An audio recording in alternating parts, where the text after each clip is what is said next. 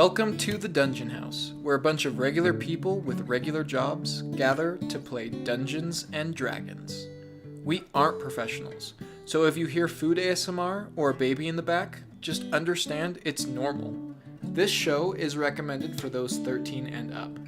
The music you'll hear is brought to you by William Heaton and various other artists. We're glad that you're here to share in the fun and laughter, as well as the challenges along the way.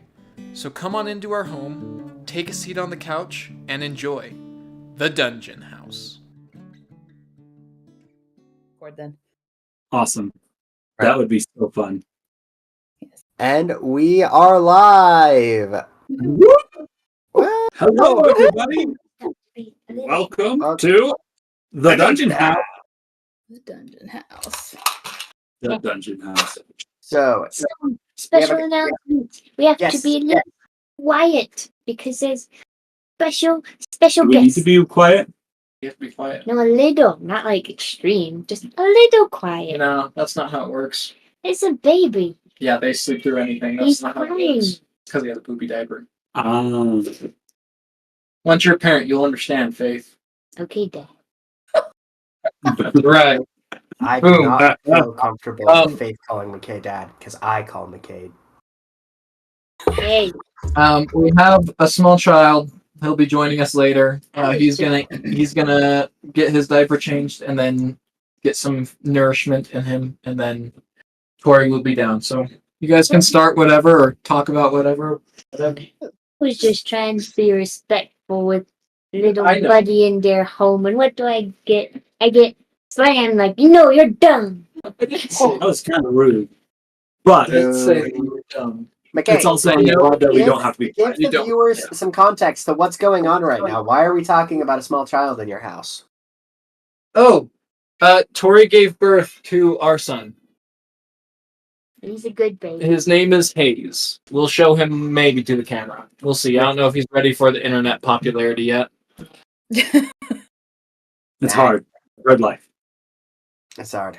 I don't know if he wants his first week of life appearing on a Dungeons and Dragons podcast. It's true. He's almost a week old. Almost. That's like one of those stories you hear from your parents when you're young. It's like, when you were a small child, I showed you in front of millions of viewers on a Dungeons. Sorry. Yeah. Millions. But I hope. Not yet. I had But a- one I'm day. just joking, you guys. So I have a quick shout out to anyone who wants to listen to me for a second. Yes. Sure. Go ahead. This is a quick sponsor for today's video. Have you ever been poor? Have you ever wanted more money, but not known how to make more money? Have you ever heard about the wonderful gift to this world known as cryptocurrencies?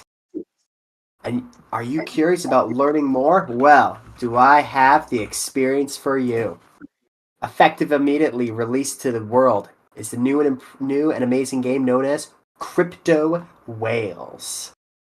Oh, Crypto Whales, it's just like Cover Your Assets, or Monopoly Deal, or Bonanza. It's all of them combined, but with Bitcoin. Look up Crypto Whales today and have you self become a crypto whale master. Crypto Whales. Wow. Well, having done some of the beta testing for the game, I actually find it quite enjoyable. So if you like games like that, like Monopoly Deal, like Cover Your Assets and stuff like that, it's definitely worth looking into. I think you can get a game now at cryptowhalescardgame.com. Why is that the URL? But yeah, cryptowhalescardgames.com. Good deal. And we there's a get paid special for the offer. sponsorship. Yeah, I was No gonna comment. say, do we actually get money? There's a special offer in the order. If you use our code that you can find on the TV screen, you can get 5 cents off. Wait, really? Yeah, but you got to find the code. I don't know where it's at. If you can find it, you get 5 cents off. It's a random pop-up throughout the stream. Look, that you'll have to wait. I'd Gotta greatly watch give our audience a code if we got paid for sponsorship. So No, but Crypto Wells. All right, there's our sponsors. For is today's Matt asking episode. to do that, Kyle? Look, I heard if you just start randomly sponsoring people, they eventually legally have to pay you. Oh, I love that. I'm gonna tell Matt later we've been sponsoring him, and I want compensation. Tell him to send us money. Tell him to send us money to our Venmo so we can get pizza for everyone. Yeah. I Tell will him do that his good friends are extorting him because they keep sponsoring his game. Matt is a really good friend of ours, and him and another guy made this card game. So if you guys are anyone out there is interested in card games, you should really check it out. Yeah. Is there anything else that happened? Faith and I, we finished school. Now we're into summer vacation. Next week, Faith got a new job. I'm going to be getting a new job We soon. spent too much money. We've been spending a lot of money because Anniversary and celebration of 15 years semester. We're not playing next week or the week prior, correct? I'm not sure about the week after that. So for those on the podcast, just so you know, And for our players. and for our players, Brandon will not be joining us tonight, and he won't be joining us if we play the week after next because he is getting married, and he's got to get things figured out now, and then in 2 weeks he'll be on his honeymoon, so he won't be here. Next week we will not be playing either because it's Faith and I's anniversary, and so we won't be in town.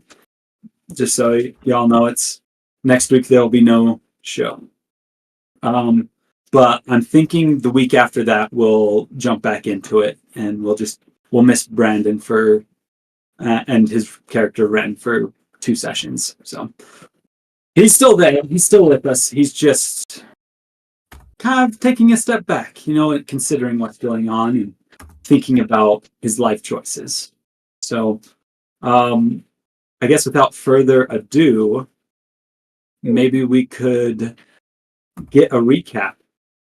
I know it's been a little while, but Joy, would you be willing to give us a recap?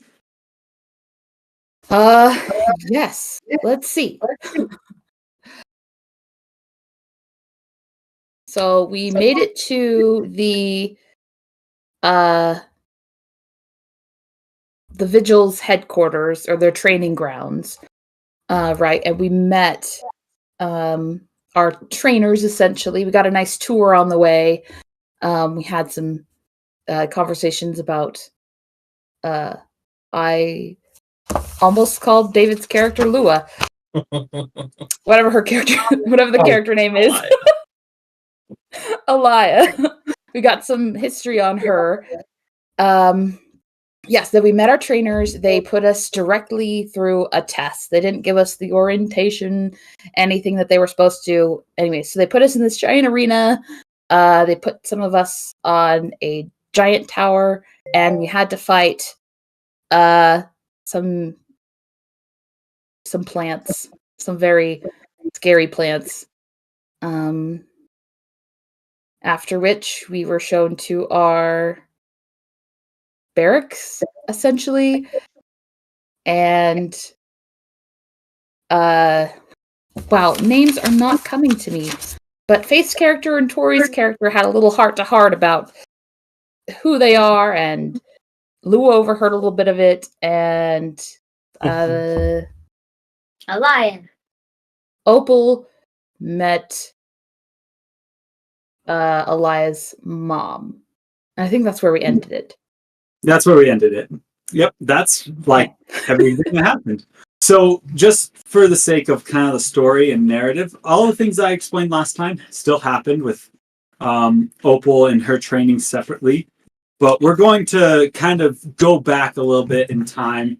Instead of jumping like a couple of weeks ahead, we're going to go back to the very next morning after Opal and Adelaide had kind of that experience. And you guys had your first night in the training area over in the town of Mangrove of Oshto. You were all kind of under the supervision of Caletho, who is the dwarven lady who has somewhat of a type A bossy personality and is a little bit rude. And she is the one that's going to be giving you tests as well as kind of watching over you during this time. She told you to wake up like early in the morning, and I think it's like supposed to meet at 6, if I remember correctly. And yeah, I think that covers just about everything. I'm assuming everyone made it to bed that night at some point, and you all wake up refreshed and renewed for your first day in your actual training. Is there anything specific anyone's doing this morning as you're kind of getting your stuff ready, getting prepared mentally and or physically for kind of what's ahead?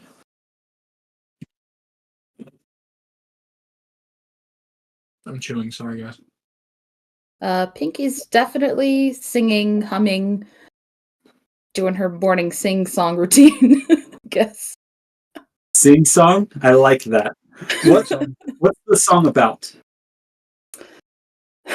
The song is about her first day on the Vigils, how she's super excited and she likes her new friends. Mm-hmm.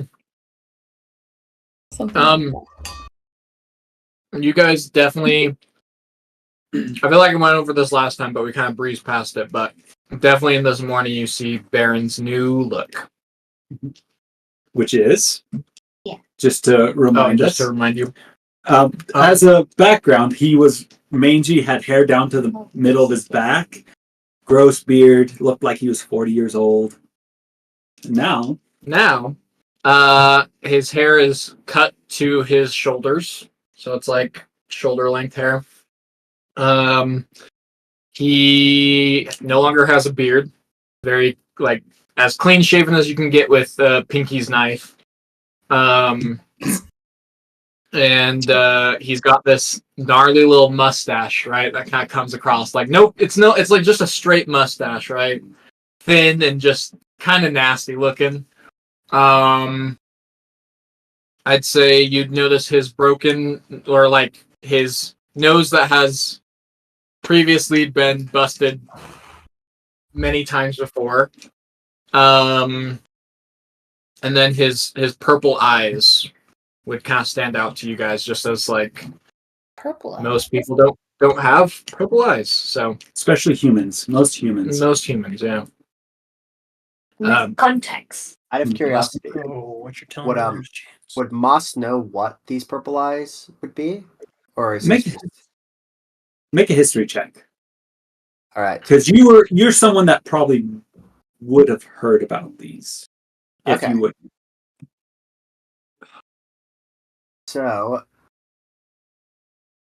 15. Remind me what you know of Barren thus far. What Moss knows. So Moss honestly knows very little about Barren. He hasn't really taken the time to get to know him. He just knows like general information we all know, that Barren's a pretty ugly looking guy. Until now, he's not ugly looking anymore. He's still pretty ugly looking, but Well, It's less about ugly and more about the punchable face has gone up even more. That's why Like- the broken nose. like before you didn't want to stare at him. Now you're like, you kind of feel like you have to stare at him, but like not in a good way. I don't know how to explain it. Yeah, so that's the only issue is Moss doesn't know too much about Barren at this point. Now Kyle, that's a different story. You've seen like kind of the rune burn mark on his arm. The kind of these glyphs of warding that you've seen other people tattoo on their bodies before. This one was a little bit more intricate. As well as you know that his family had something to do with, I think it was explained about him coming from a background of monster hunting and stuff like that. With the 15, there seems some connection with the purple eyes and the monster hunting, but it's not necessarily clicking all the way right now. But you kind of like, I feel like I've heard something about that before, but it's not really the synapses haven't quite clicked into place. So Moss is going to stare at Barren and be like, I feel like I know something. And that is what Moss will do. Pinky, here's your knife back, and I'll kind of toss it to Pinky. Thanks. And she's gonna look at your purple eyes, and she's gonna, wow, your eyes are so pretty. Thanks. Does he blush? No. Okay. I don't know. I feel like that's a charisma check, you know? Oh, I mean, I feel like with Barren, his charisma is so low that he just doesn't have the ability to blush anymore. It just doesn't work. So, whether he should have blushed or not, it just doesn't happen. Is there anything else going on? Opal, Alaya? I think Alaya's more just dreading the fact that she might see her mom today. Yeah. Like, she's just like somber, like in a somber mood.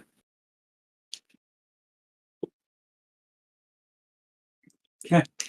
Were we told to like meet a specific place, or we were just told to get up at a certain time? That's a good question. DM Chase does not quite remember what was said. I'll say that you, if it wasn't stated earlier, she said be at like kind of the open grounds of the training area at 6 a.m. Okay. Yeah. I think I'm gonna start moving my way that way. Okay. Awesome. So as the group kind of comes together, as the time's getting pretty close to it, you all start heading towards the grounds. And at this point, like this being a coliseum, there's a pathway that kind of leads around the whole perimeter of it, the hexagonal shape of it. And on this level that you're on, it seems to be a bunch of barracks for different parties. Yours is one of them. But as you start going around, you see not only Kira's group, but other groups start kind of leaving their bunks as well, as it looks like there seems to be more than just the two groups. It looks like they've kind of grouped you all together. You see what looks to be somewhere around 6, 7, maybe 8 groups of vigils, ranging from numbers from like 5 people to the biggest seems to be about 8. You're one of the bigger groups, including Pablo. You all start getting ready and head towards the actual Coliseum arena. As you all enter in there with kind of the group of vigils outside, you see kind of in the middle, built out of the same colored stone prior that the pillar was made out of, looks to be almost like a raised platform, a stage in a sense. You see Caletho and Deniz standing on it, kind of waiting for you. Very similar to what they were wearing yesterday. They look to be kind of adly chiding as people start kind of filing in. As you kind of look around, it's open area, and as they start noticing you come in, Dennis kind of puts up his finger, kind of like almost motioning, "1 moment, please," to Caletho, and then he concentrates for just a second, and then you see in front of the stage, this raised platform, he starts creating chairs out of the stone for you all to sit in, as he kind of makes rows. It looks like he makes around like 70, 75 for the amount of people that are here. This is an important question. Where do you all sit? Are you sitting together, or are you kind of like spreading out? How's this going down? Pinky will definitely want people to sit together. Me too. She'll kind of be like, "Oh, guys, let's go sit over here." But Oh, most yeah. people don't have to do that. Yeah, Moss would just sort of go over with Pinky. Yeah, I think I'll just follow along. Was Dennis? He's next to Caletho. Caletho. Caletho. Oh wait, then. Sounds good. Yeah. This doesn't seem like it's really a function where you probably go up and talk to someone. This looks more like there's going to be some sort of speech maybe happening as everyone's kind of coming together. With kind of the grouping and stuff like that, as you guys start heading into a certain location, you all end up kind of grouping together. It looks like a couple other groups have merged and started picking out their places and among the seats. Eventually, after some time, Caletho kind of does a okay. All right, everyone be quiet. Be quiet. All right. Well, I was informed that you all need to see the presentation. You see that she looks pretty perturbed at this. I'm going to allow Dennis the opportunity to present to all of you as she kind of storms over to the side. Dennis kind of takes his steps kind of up to the front. He kind of waves sheepishly, hi. So 1 second, and then he kind of concentrates again, and you see like kind of the top of the Colosseum gets almost covered by what looks to be almost like some sort of roofing. It's hard to tell if it's the stone itself being formed over or something, but as it kind of comes from all four of the hexagonal sides as triangles kind of peeking towards the middle, it seals up and it kind of bathes this whole area in darkness as you kind of see the stones moving together.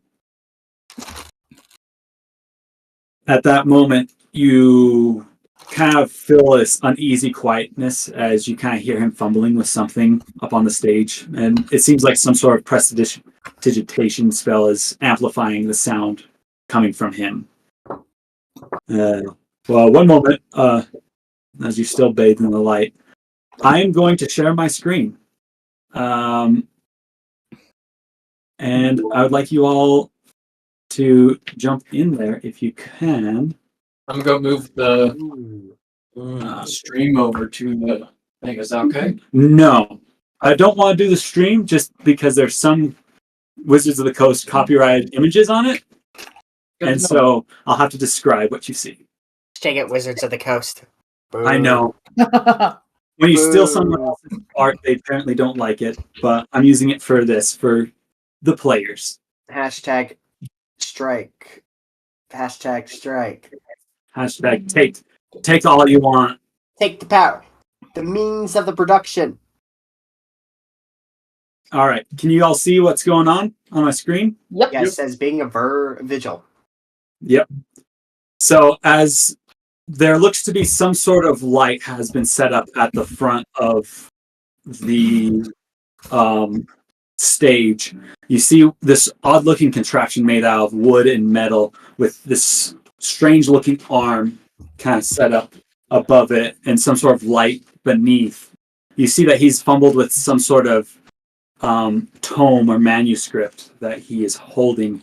He carefully reaches in and takes out some sort of clear parchment-esque material, and he sets it onto this light thing, and behind him he's constructed a wall out of the stone, and as you look you can see this light has been changed and shot towards this wall, somehow projecting onto it words and images. And as you kind of step back and you're like, whoa, this is crazy. But then you realize, well, it's magic. That makes sense. You can do things like that. You read the words in big, bold letters. Being a Vigil 101. 101. Simple steps for saving people. Fabricated by Draven Darrell. As he sets on out, gives it like 5 seconds, and then okay, and he like changes out the next one to the next parchment piece.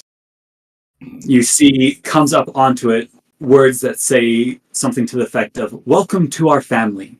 We are glad to have you here." He kind of has what looks to be some sort of box next to him, who is speaking the words in a really calming tone. As you kind of look around for a second there, you notice a lot of the people around you look really confused, whether or not you kind of felt like this was supposed to be some sort of actual training, but it's really weird to have a class presentation like right at the beginning of the training. It's feeling a little weird. As the slide changes, it moves to a picture of what looks to be some sort of Vigil group being ready to defend themselves against evil. The words on the page as well says, "What are your thoughts? In the Vigils, there's a lot of different people and things, so what do you think we are? What do we do, and why do we do it?" And you see the Dennis kind of, after the little box says what it says, he kind of turns to all of you and say, can we have a couple of people's opinions on the questions? Anyone? What was the question? It's on the board. Just read it. But if you're hard of seeing, it says, so what do you think the Vigils are? What do the Vigils do, and why do we do it? You can probably click on that. Yeah, click on it there. Pinky's hand is gonna fly up. Yes, they're in the bright pink outfit. You. The Vigils, the good guys. They protect those who can't protect themselves. Ah, that's a good answer. You are very wise and very knowledgeable already. Good. Any others? Any others? You see someone else from the other side of the almost makeshift auditorium kind of raises their hand and says, they go around and they do things, and he's like, you can see Dennis up on the front going, yeah, just as this guy rambles a little bit, trying to search for some way to say something intelligible, but not really landing anything. And after a little while, he says, yes, that's very good. Anyone else? Sure. Adelaide, it's been kind of a early morning for you, and so you're not really sure what's going on. You just kind of realize that you're actually awake right now, and you staring at that mustache. look around. Yeah, you realize that you're in some sort of presentation. Presentations. The Vigil, how to be a Vigil 101 per se, and so this is kind of like a introduction presentation. It's the one that Coletto really hates. Gotcha. Yeah, so. And they're asking, who are the Vigils? Yeah, they just want to get people's thoughts. That way, like, there's some good group discussion, kind of getting some vibes and feelings, things like that.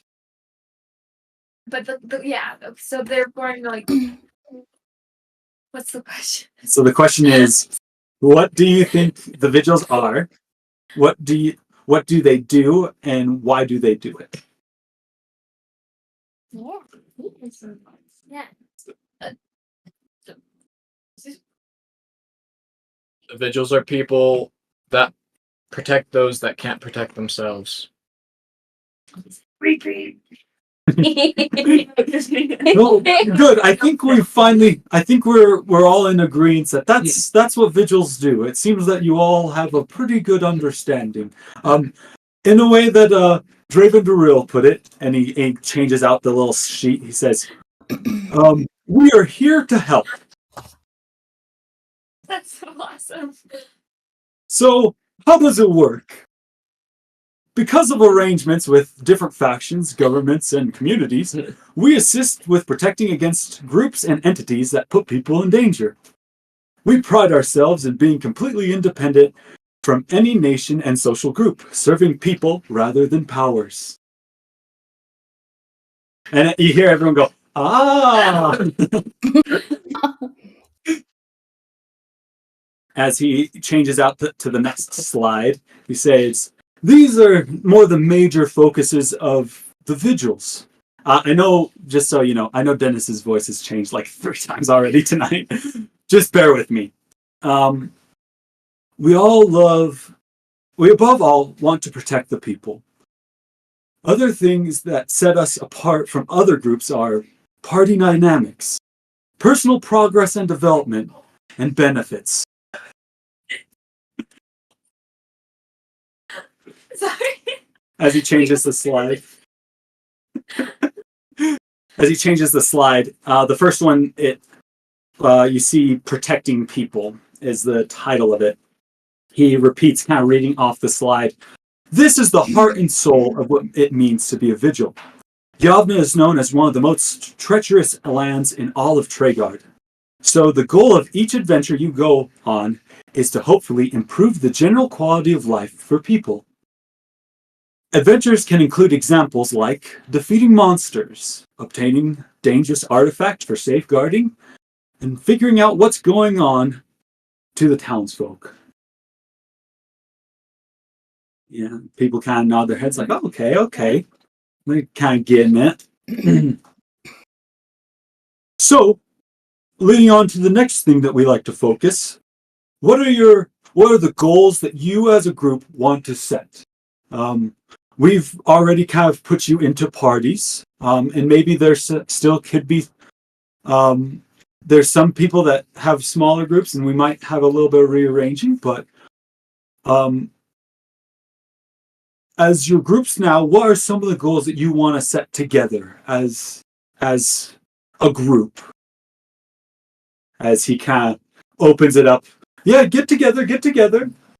And he like concentrates a little bit, and then each one of the groups, like all the chairs, like slide like along the ground and form circles for the individuals, each group, so that way you can have a little bit of a talk time. You can do that in church. Yeah. Like I know, I've never on a been to Sunday church. lesson. That'd be so nice. Just snap your fingers and everyone turns into circles. You are a circle. You are a circle. I gotta use the restroom. I'm drinking my drink way too fast. You guys have fun talking about your goals. I have to use the restroom. I'll be back in a second, guys. Okay. Well, we know what he would say. He'd say 401k. That Alan. Actually, it would be stock options, but whatever.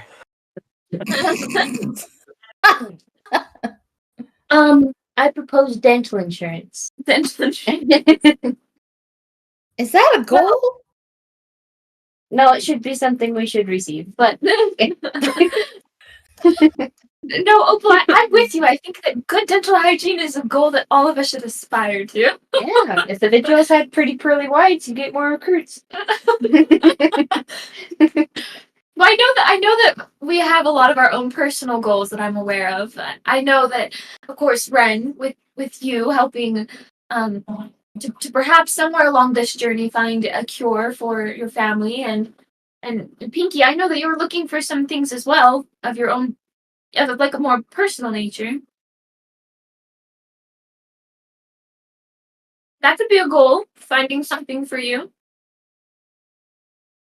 Ooh, I think that relates to an overall that can be umbrellaed as mentorship towards personal goals. So that way the Vigils have an idea of what the individual employee or Vigil is interested in, how they can help them reach their goals, but also monitoring, oh, maybe this is another Mr. Badman Lannister dude, and he's gonna do terrible things. So they're able to keep an eye on us more directly, but also help us reach our goals. So it's like a mentorship. Maybe we should call it like ACEs or something. But I think that's a overall umbrella for us to reach our personal goals. Doesn't necessarily address them directly, but an overall one that may be able to help us along our way. I also don't know if something like that already exists. I could be just being like, what's mentors? You're a ding dong. Oh! You can see that Caletho, who's kind of seething in the corner, she's just kind of watching this all. But Deniz is kind of like walking among the groups, kind of just like nodding, listening to everyone's kind of thing. But sometimes like joining in, like kind of getting, like hearing people's thoughts and going, nice. He eventually makes it to your group. So, what are some of the goals that you as a group have come up with?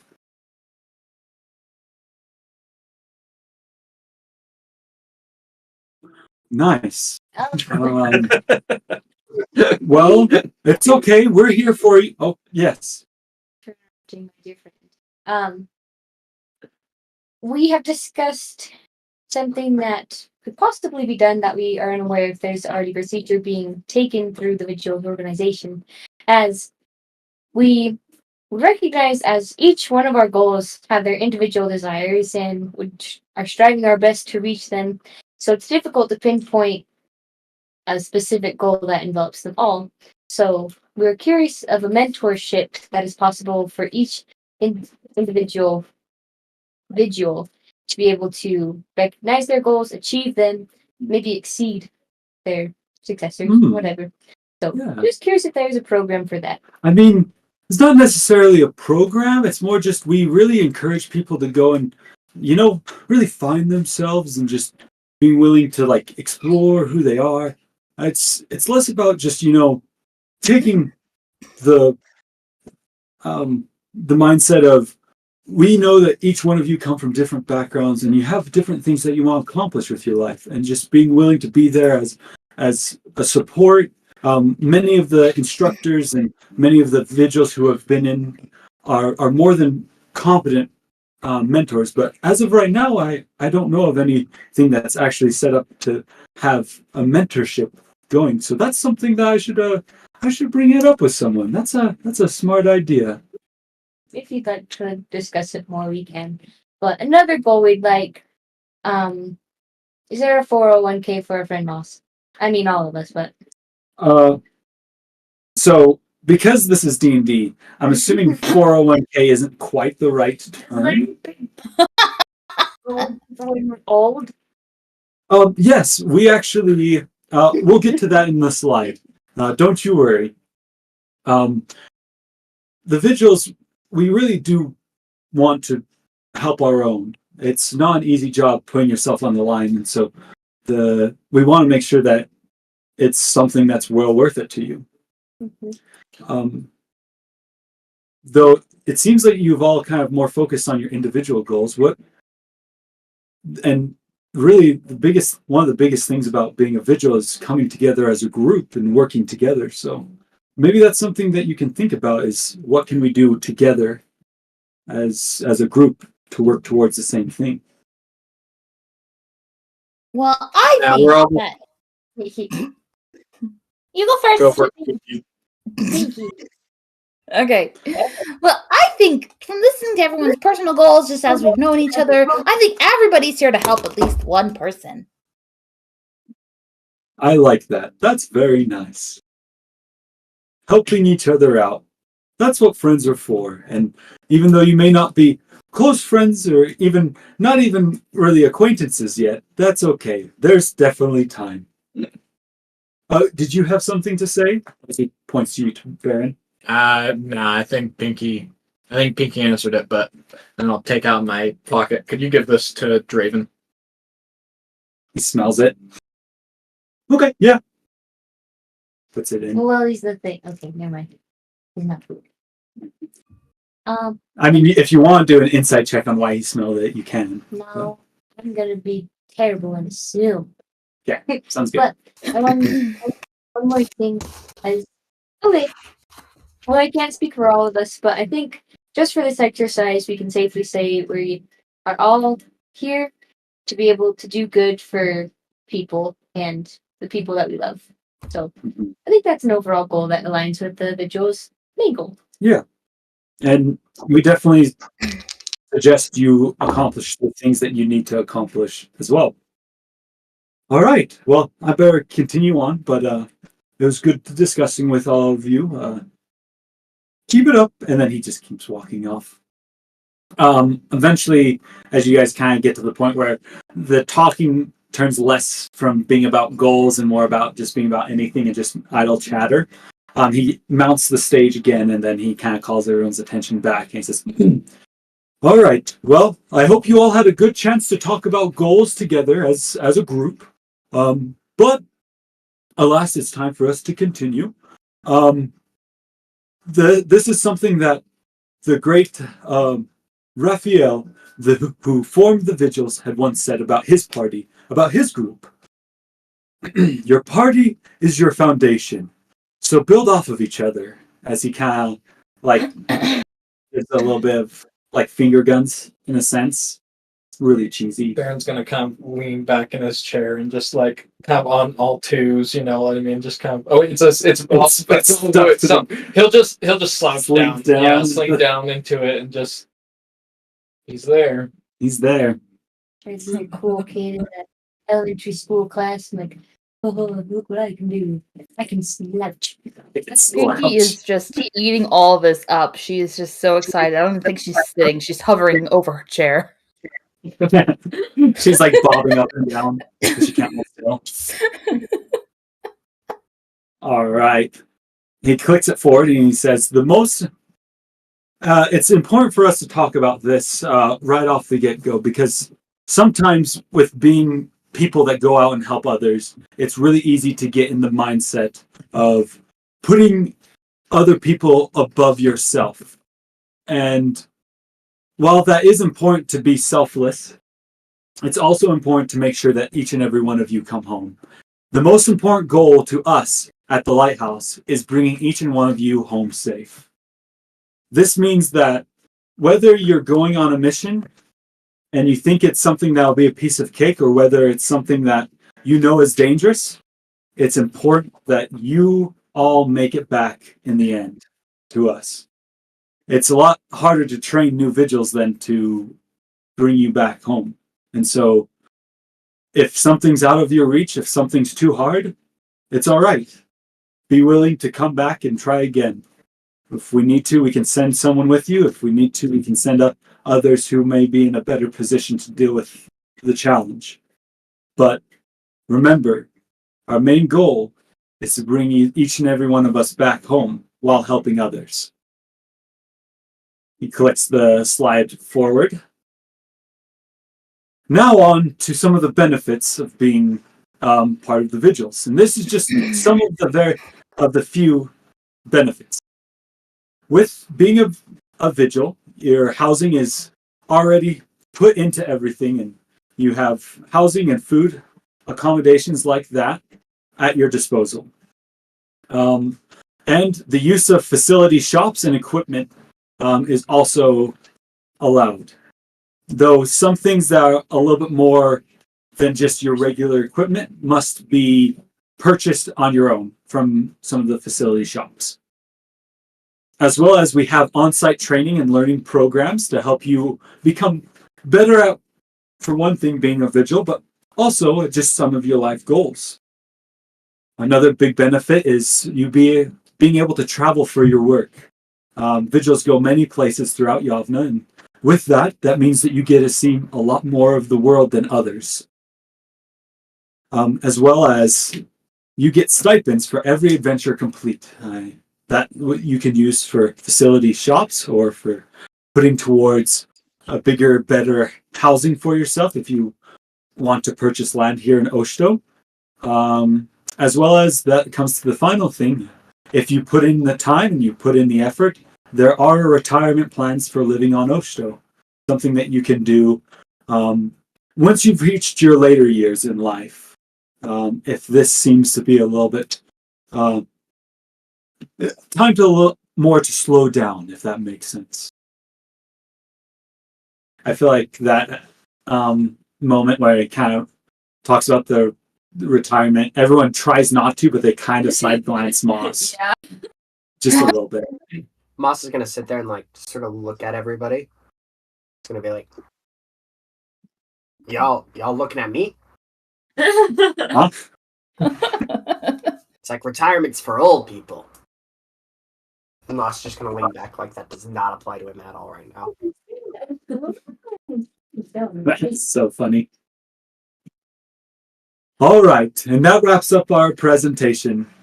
If you have any questions, feel free to ask our instructors. And welcome to the team, as he can. He kind of waits. Everyone doesn't really do anything, but then it's kind of that awkward moment. Then people start clapping.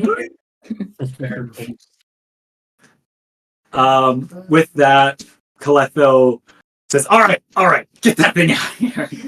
As she kind of storms up back onto the stage. Let me stop my screen sharing. All right.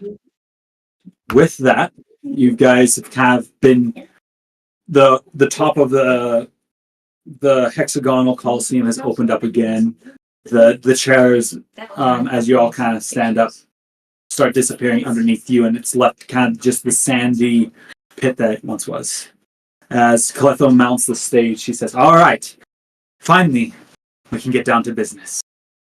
And with that, we're going to kind of jump around a little bit with what's happening, since this is more of a downtime activity. If there's anything that you guys would like to accomplish, now's kind of the time that we can bring that up and we can talk about like some of the things that you want to do during this time. Is there anyone that would like to go first? And with that, I'll talk about your training as well. Opal, you'd like to go? Like to do research in the library. Okay. Are we using this? Or not yet? Yeah. I don't think yet, because this is just, you're getting the extra feet. That's the extra time that you're putting towards it. So with your training on learning rituals, casting, it's not uncommon for you to go to the library in order to understand more complex magics using the runic and geometric patterns, looking these up in books and stuff like that. But free time does find itself somewhat readily to you, and when you're not in the middle of trying to understand these difficult and challenging spell scrolls, you're able to take time and read a little bit and research. Is there anything particular you want to research? History. History? Specific, like just general history? Or Vigil. okay, awesome. Well, if you're doing that, we can start this thing as well. So something that we're doing in our thing is kind of a homebrew rule. But since there is time for you guys to, when you come back to the lighthouse and throughout when you're at Oshto, you'll have downtime. And part of that downtime can be spent in various activities. And if you do those activities, accomplishing them, can I see your sheet just so I can have the rules on it? With this, using your downtime, you can earn inspiration for that specific thing that you've spent your downtime doing. So in this case, Opal wants to do research on history. That means that this can lead to her having inspiration on history depending on how well she does with her research. The more specific you are in your thing, the more likely you are to get inspiration on it. So say if I really want to practice fighting, that's really general. So if you get that, you could use that anytime you're in a fight. Just a inspiration, a reroll. It's going to be a harder DC though. But if I want to practice, practice fighting with my offhand using a dagger. That's really specific. And so with that, the DC to try to get that is a lot easier, but it's less able to be used whenever you want. Does that make sense? With this, there is another thing that we'll get into once you're out of your training portion, where you can actually use this system to be able to gain proficiency in skills that you do not have by training, just with your downtime. But we will worry about that once we're out of the main training. As of right now, your kind of training time is being put towards gaining the extra feat that you have, that you're all getting now. So that's just something that you guys probably will need to keep in track. We sent it out in our group chat a long time ago, a sheet that kind of looks like this for keeping track of the inspiration that you have right now, as well as the little dots that you can fill in as you work towards accomplishing these proficiencies and gaining new ones. Okay. Any questions on that? Where is it in the chat? Should be resources up at the very top. Should be there. I'll make sure. Yeah, it's the very top, the downtime thing. If you open that up, it's just the inspiration tracker 2 PDF. So that is And you can fill it out on your computer. I made sure that's a fillable PDF. pretty fancy. So Wow. if you want a paper copy, you can just print it off. If you want one on your computer, you can use that too. Whew. All right. So with that, so you just want to do general research, right? Now I want to learn more about Vigil history and its role with the country, continent, whatever. Okay. It's- I'll let you do 2 rolls for the chances of getting 2 proficiencies. One for just general history, and one for specifically vigils and their rollers. One will be an easier DC, one will be a higher. Okay. Would you be willing to roll? Let me set DC in my mind. Okay, I got it. I would like you to do a history check for me with your dice that you do not have. Okay, I rolled it in my mind. I got a nat 20. Oh, good job. Proud of you. Now let's see if the dice are following your mindset. I need to roll in my head more often. For reals. Me too. I should do that as well.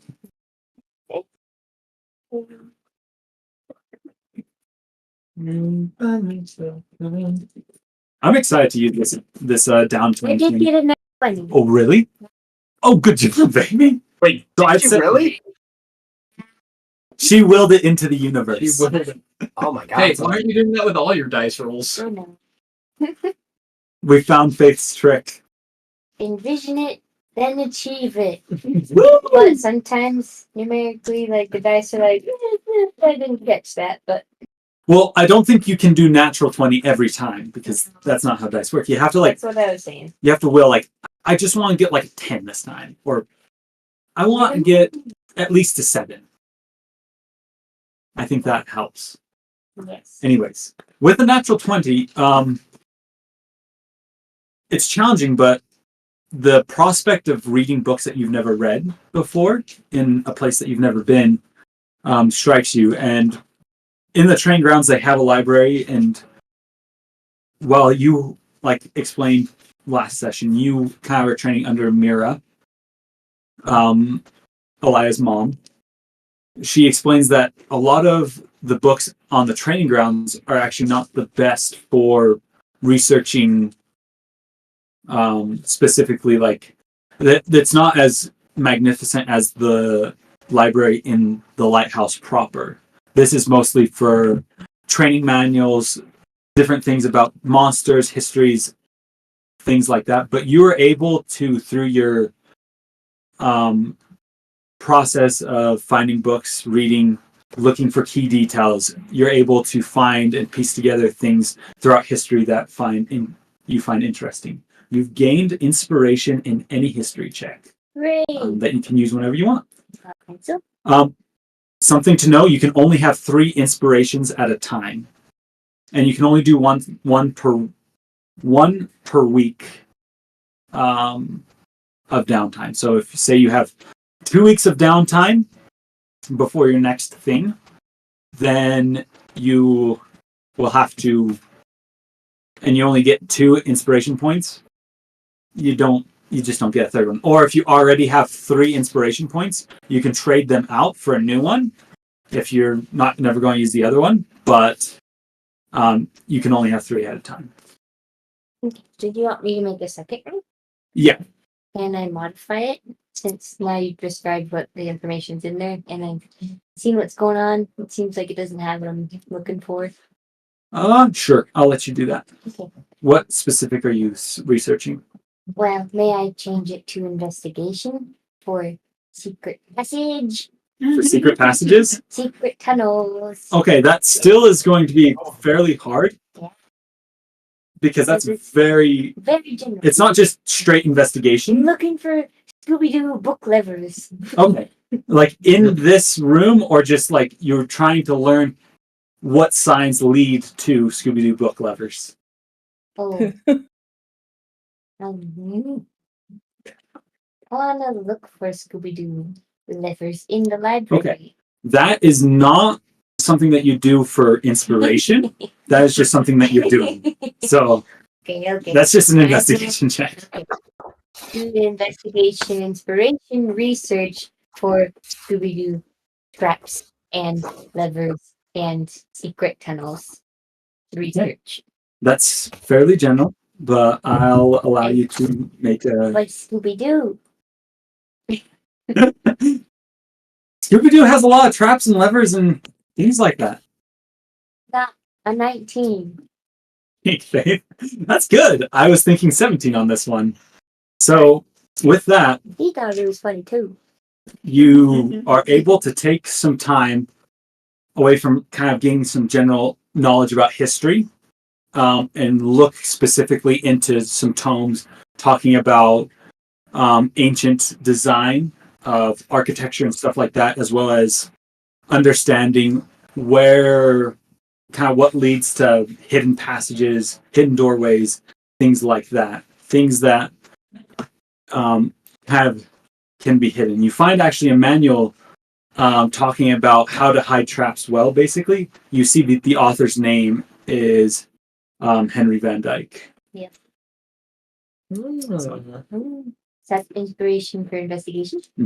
And it also helps you know that Henry Van Dyke can write. With his Because some of us were worried about him. Well, Olivia says she can write. Olivia Kent.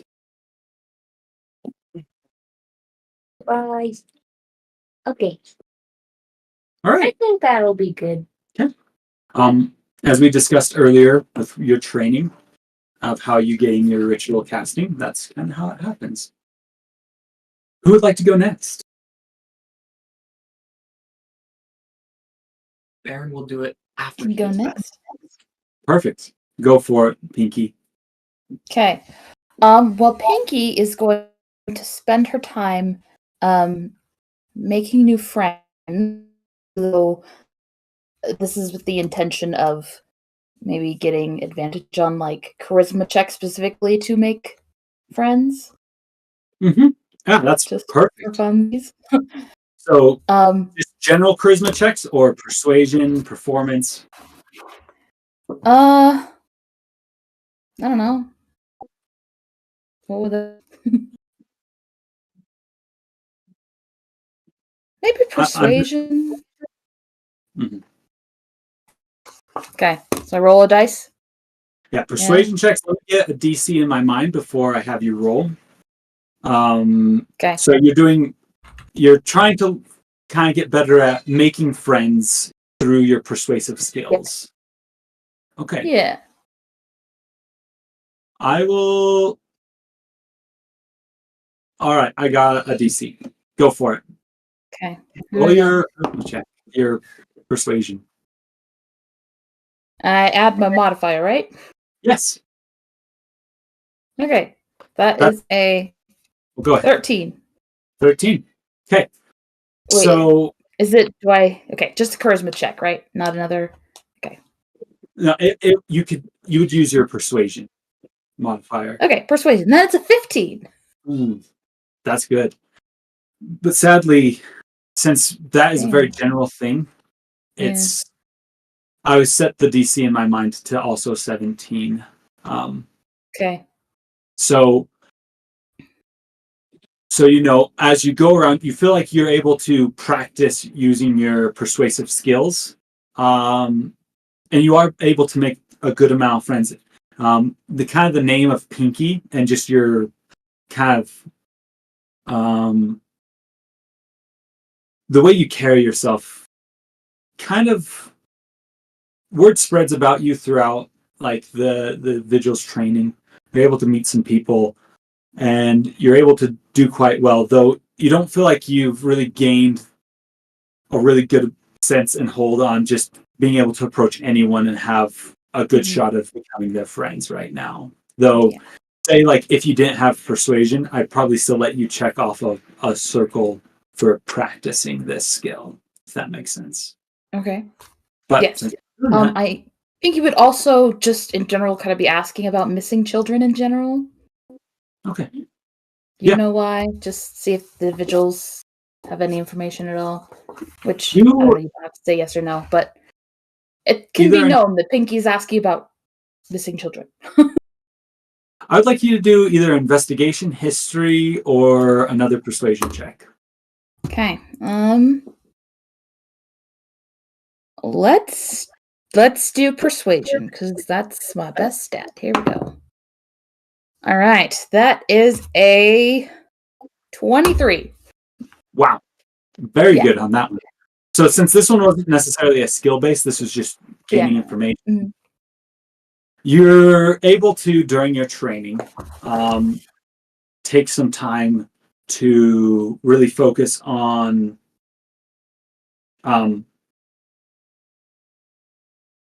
looking into talking with people, seeing what they've heard, bringing up in conversations while you're working on being friendly.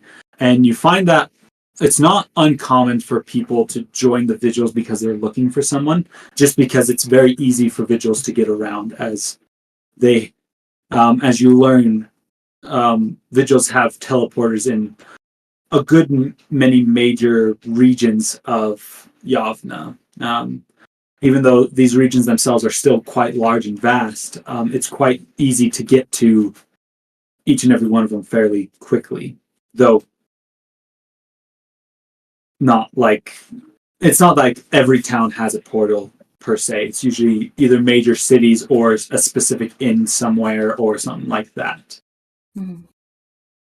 You hear that usually a common reason for children going missing is something called what people refer to as, and there's many different monsters, but one that kind of really sticks out to you is some sort of being that there's not really much known about her, just known as she's known as Grandma Crow or Granny Crow. Grandma Crow. Okay. Granny Crow. And she's believed to be some sort of either demon, hag. It's unclear who takes children, never to be seen again. It's also not uncommon to hear about creatures like fairies yourselves, as you know, or other types of fake creatures trading their young for a child. If a child is sick and impoverished or something along those lines, sometimes they will change out one of their young for the original child and take care, so that way they can take it back to the Feywild and raise that child in a place where they can receive medical attention and stuff like that. It's not uncommon to hear of that. Though it's a couple other stories come out. These are some of the ones that really stick out to you. Mm-hmm.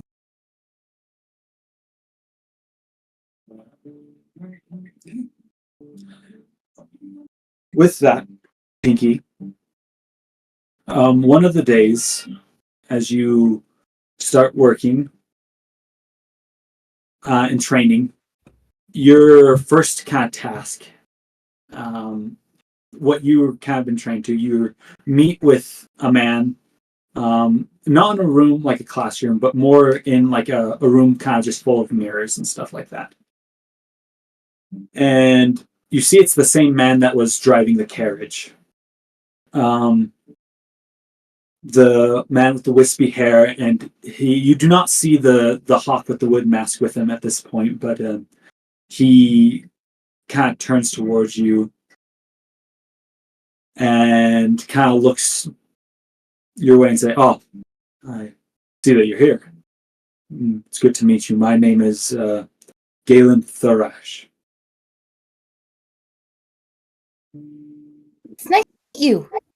My name's Pinky. She's gonna put out her hand and her tiny hand. Reaches it and kind of gives it a little shake. They've asked me to help with some of the training, and for you, and as time kind of comes on, you see a couple other people enter the room as well for the same training. I'm here to help you all learn about espionage, about being able to blend in a little bit better and being able to, in some ways, hide in plain sight, not stick out quite as well. Pinky's So- very excited. 1 second, as he kind of reaches his phone, you see him pick up the rock that he was holding, and he like listens to it for a second, like, "Oh, 1 second, I need to go take this," and he walks out. You all kind of sit there making idle chatter, and then about 5 minutes later, you see a figure walk past, but instead of it being Galen, you notice what looks to be some sort of kind of wiry old grandma that's kind of bent over, like with kind of a cane, kind of the pulled back hair into almost like a bonnet-esque style. Just looks sagged over, so a really plain dress. Her face is quite wrinkled and looks pretty gruff. You can see she looks to have a really big kind of scarf on, but still looks quite comfy. And she walks in and is like, "Oh, are you all in here to learn? I was told to come and clean this room. May I enter?" Yeah, come on in. North barrier. "Oh, thank you, dearie."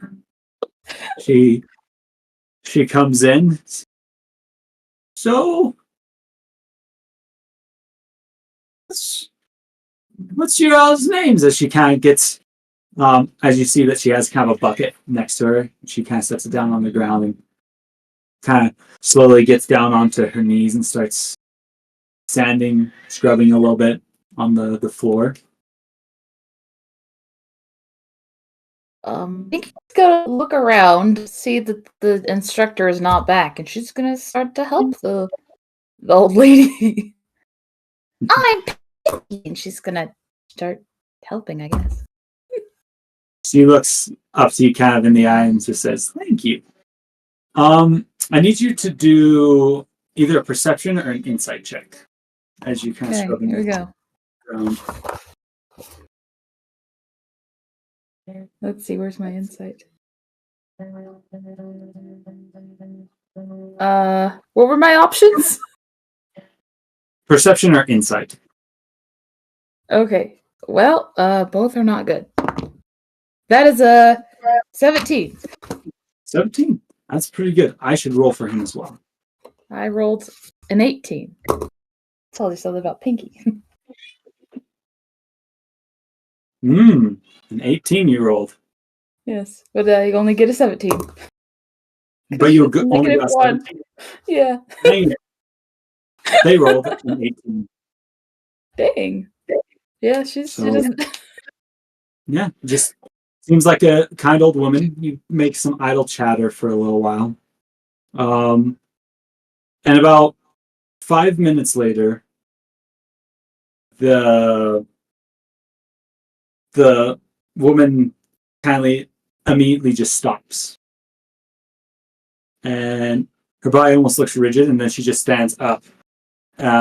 just straight back, not crunched over and stuff like that. And she pulls off the wig and removes a scarf, and then you see like some sort of materials kind of ripped off the face, revealing the mustache that somehow had been turned into kind of wrinkles. And you see that Galen, wearing a full dress, kind of looks at you and says, I'm here to help you be able to do things like this.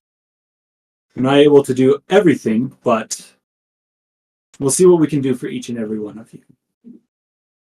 It's amazing. And he spends the next 3 months, kind of training you all on how to change your voice and be able to imitate the sounds of other people and even other creatures and stuff like that. He talks about how being able to disguise yourself is something that is important, but being able to mimic other people in some ways is a skill that needs to come first. And so a lot of your time is spent practicing making sounds, being able to change the tone of your voice, and even being able to change what the dialect you're speaking sounds, changing your accent in a sense. So, Pinky, let's hear your best impression of Moss, Barren, and Adelaide, as you've kind of come to yourself and been able to start practicing this ability.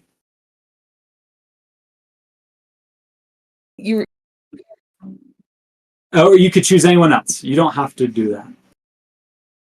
Okay, well, let's see. Let's try Moss. I think I could do Moss. Well, hey there, short stack. Spot on. Like it's uncannily wild how close it is. Let's see. Whatever Joy's voice doesn't make up, the Pinky in game takes over. Okay. It's kind of wild. Let's try Adelaide. Well, I do believe that is my shirt, and you need to give it back, Barren. Ooh. Pretty spot on. It's pretty good. I don't know who else I could do.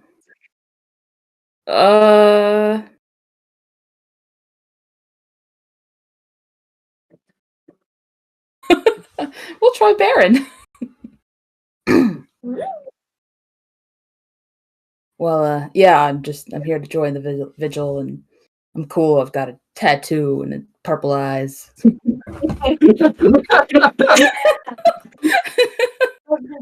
Of all the ones, that one was it's awesome.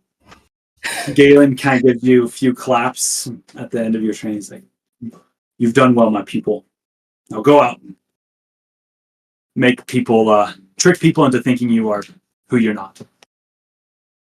I do have a question that goes with that. So I'm assuming he kind of taught us how to disguise ourselves as well, right? Like without magic? He did not go into. You do not have proficiency in disguise kits. It's just the feat right now. Okay. So that is something that you can train and gain proficiency. Okay. With time. Okay, that was my question, because it might be useful, because I can cast disguise self on myself, but like if I can help dress up my party. Mm-hmm. Okay, so I don't have that now. I'll write that down. I want that. Yeah. That's something that you can work towards, that's for sure. Who'd like to go next? Unless you had anything else, Pinky. Nope. I do. I will go. Okay. So my first question is, have I received any letters during? Because how long is this time period? Did you give me Chase the letters, the messages yet? Have you written them up? No, I didn't write them up. I talked to you about them. Yes, but just I didn't the write them up. contents. Yeah. Okay. I want to make sure so that way I knew if I needed to, if there's specific wording. No. Okay. So about, I'd say 3 days into your training, you get word back from Draven about we've basically along the lines we've actually should we jump? Do you want this to be in away from the table, or do you want this to be something that I don't have to go into details? Don't go into detail. You Okay. can just leave it here. We don't have to make anyone move. Just Okay. Just don't go into super details. I know what it's about. So Yeah. So he basically says that she has arrived and she is staying with a family. And he kind of explains it with nice details, talking about how it's how he's excited to have this opportunity, how they are staying with a couple named Hazel and Martin. And he explains that these are people who usually are taking charge of taking care of children of Vigils if they're away on long missions and stuff like that, or they can't be here. But she will be basically one of their hirelings, since she's a little bit older, helping them to minister to them, as well as like living in their house and stuff like that. So he talks about how they run a fine service to the other Vigils, though they didn't have any of their own children. They kind of see this as a way for them to help out. And he talks about how he trusts them even with his own children that he has. That they live close to the lighthouse up in the Upper Swells, among the, not like it's really like set in like this is the rich area and this is the poor area, but it's more of the residential area just outside of the lighthouse proper. okay. Is that the only letter that I got? Yes. Okay. As well as I want you to know the first day after you got there, Caletho grabs you and a couple of the other recruits and says, basically, come with me. And she takes you to the armory. Nice. What are some of the things that you grab as you finally get kitted out? I would grab some light armor. I'd grab like 6 daggers. And I'm just loading with daggers. Like I got boot daggers, I got side daggers. Like I'm all over the place. I got a whip that I've grabbed and tested it out and stuck that to my side. As well as anything else that is kind of grabbable and throwable that they have, such as like ball bearings, caltropes, manacles, anything small that you could potentially use in some sort of way. Yeah. Okay. Awesome. You finally get kitted out, and you're not just in your normal slacks. Do you keep your fancy shirt? I think it's pretty much ruined, to be honest. It's pretty messed up. Maybe if there's some way to fix it with all the plant goop. I mean, this is a high fantasy setting. There is spells called our way like mending and prestidigitation. Prestidigitation to clean it. So it's not that hard to get it tailored and cleaned. So he'll probably keep it, but they'll just be in a bag somewhere. Okay. Sounds good. You kind of change it out for more of just a simple buttoned tunic-esque. And then knowing that I received a letter, I think for several days I'd like to keep an eye on Caletho and Denise. Okay. And more specifically after curfew. And so after curfew, and whether they have any like vices or rituals or like anything that I can pick out that like I've noticed, whether they have a gambling problem or like they always go to bed at this time, or like routine stuff that like you might be able to pick up on with several days of study. Okay. Yeah, make an investigation check.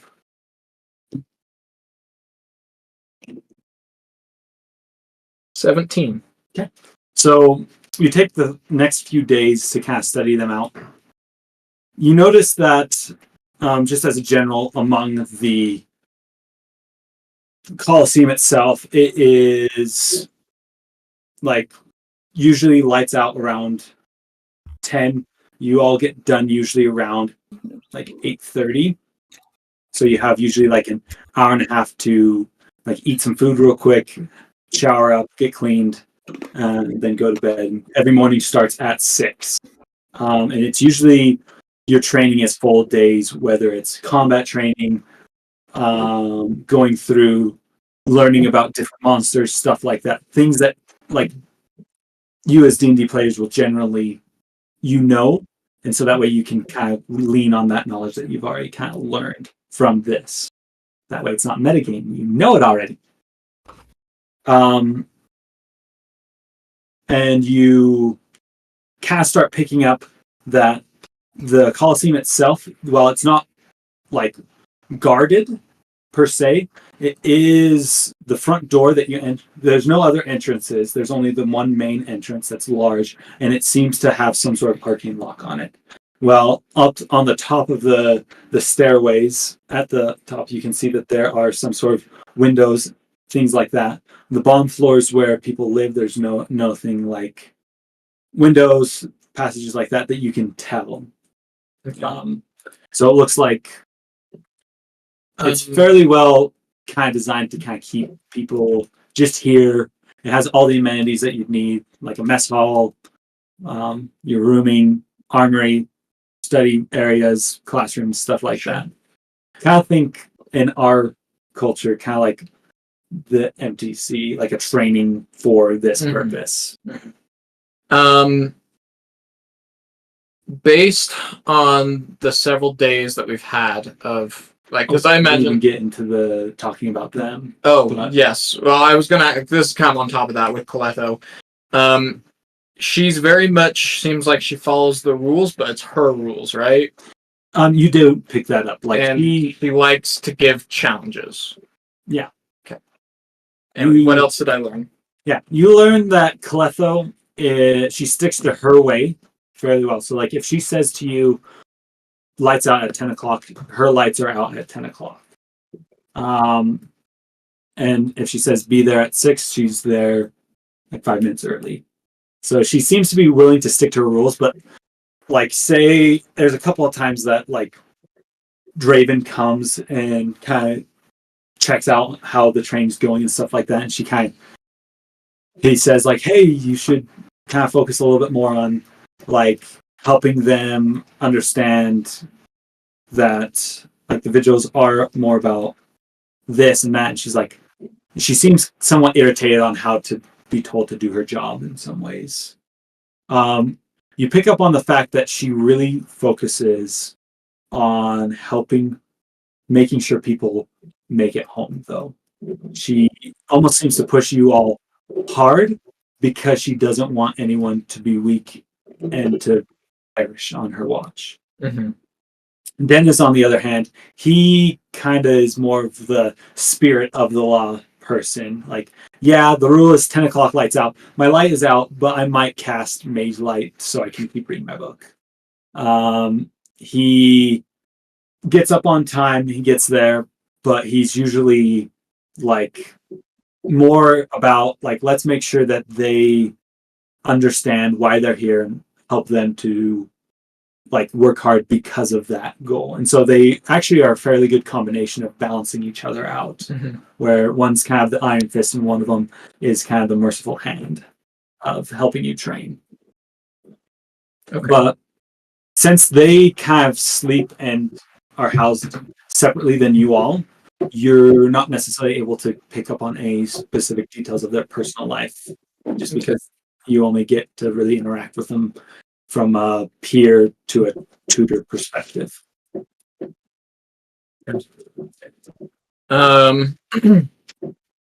some point in this training, I'd probably grab the group together. Does anyone have a way of locating a specific person or Possibly an object or something. Identify does not do that. I don't think so. No. You could always ask around. If they're a fiend, celestial, or undead, yes. That probably won't help. All right. Well, thanks anyway. It's not important. I Liar. will. What? As you know, as you would have turned away, Elia would have just mumbled under her breath and just said liar. Yeah, and Barren turned around and said, "What?" Oh, nothing. Okay.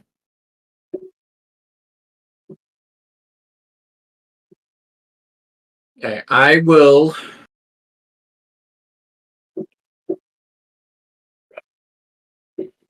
find Pinky separately.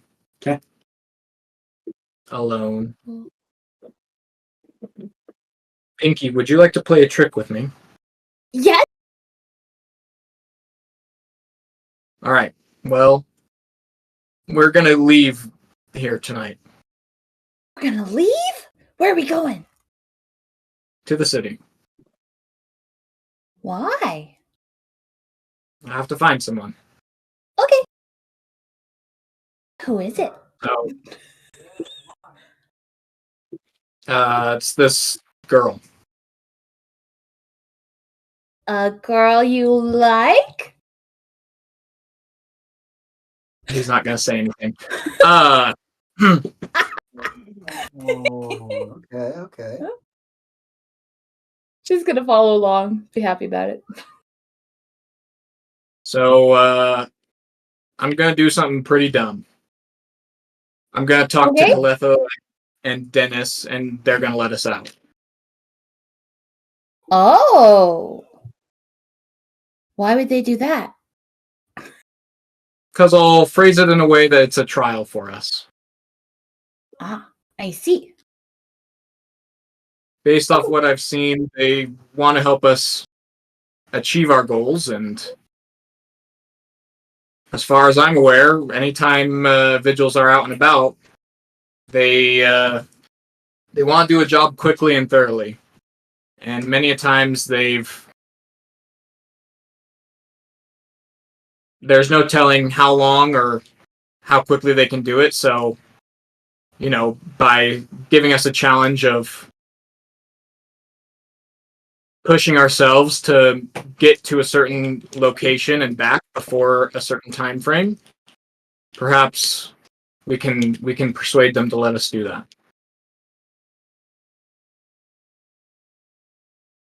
Sounds good to me. Fun. So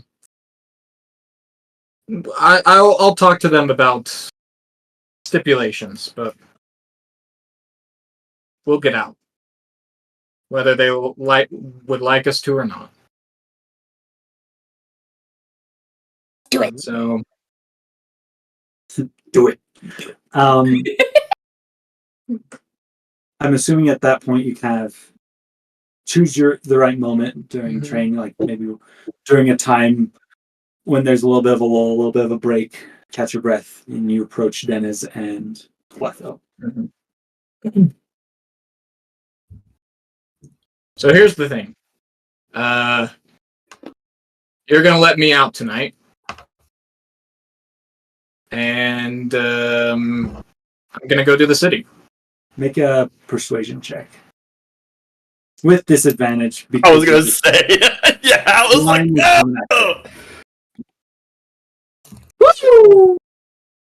Persuade. Wait, what was it? Persuasion. That's gonna be a 3. 3.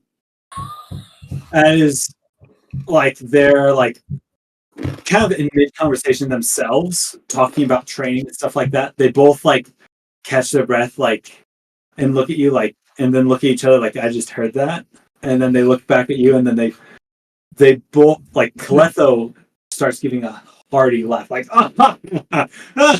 and continues on. And it's almost kind of mocking. And then Dennis, at first he kind of chuckles, then after a little bit he kind of gets a little uncomfortable with how hard Coletto's laughing. He's like,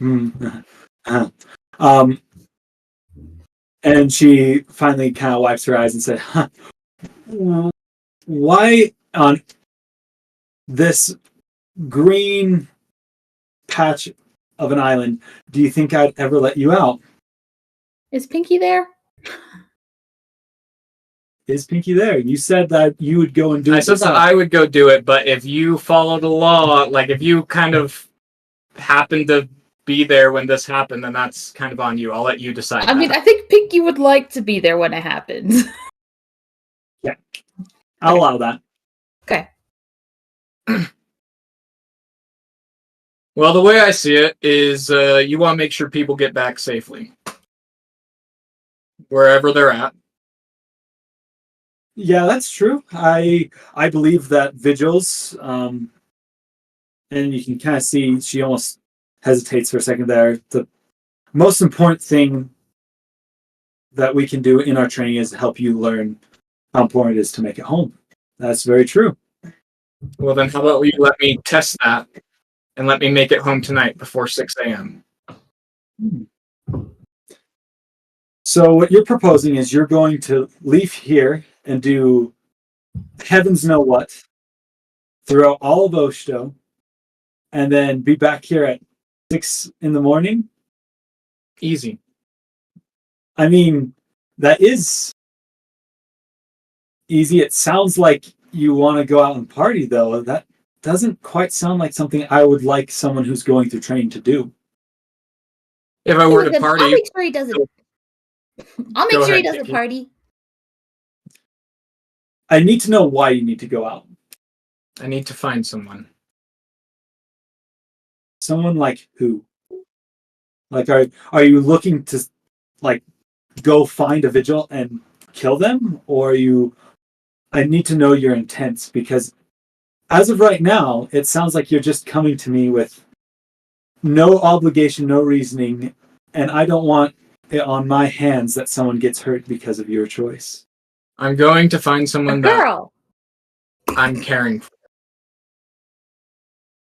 A And if girl? you want, take all my weapons. I'll go naked out there if you want.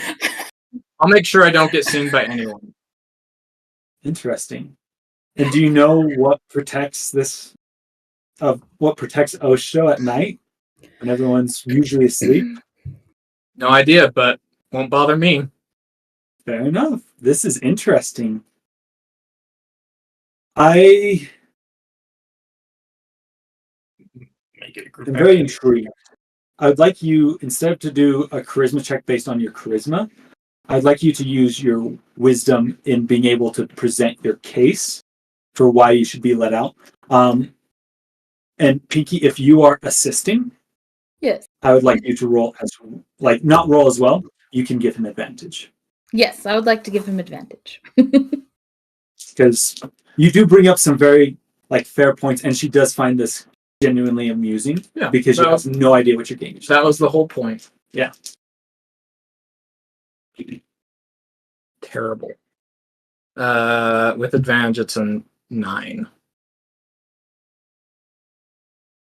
Well, I do think that this is a fun idea. I don't think that it's something I can allow under my watch. Sorry. Can Pinky kind I'm of not sorry. Go ahead. can Pinky kind of pull I forgot his name, the spirit of the law guy. What's his name? Dennis? We're talking to him too, right? Yeah, he's there. At this Okay. point, Coletto would have assumed that the conversation is done and she would leave. Dennis kind of turns to go away and said, kind of shrugs.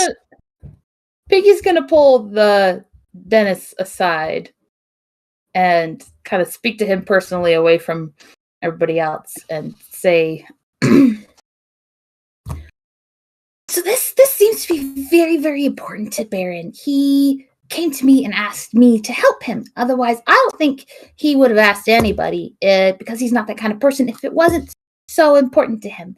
Is there some way you could make an exception for us?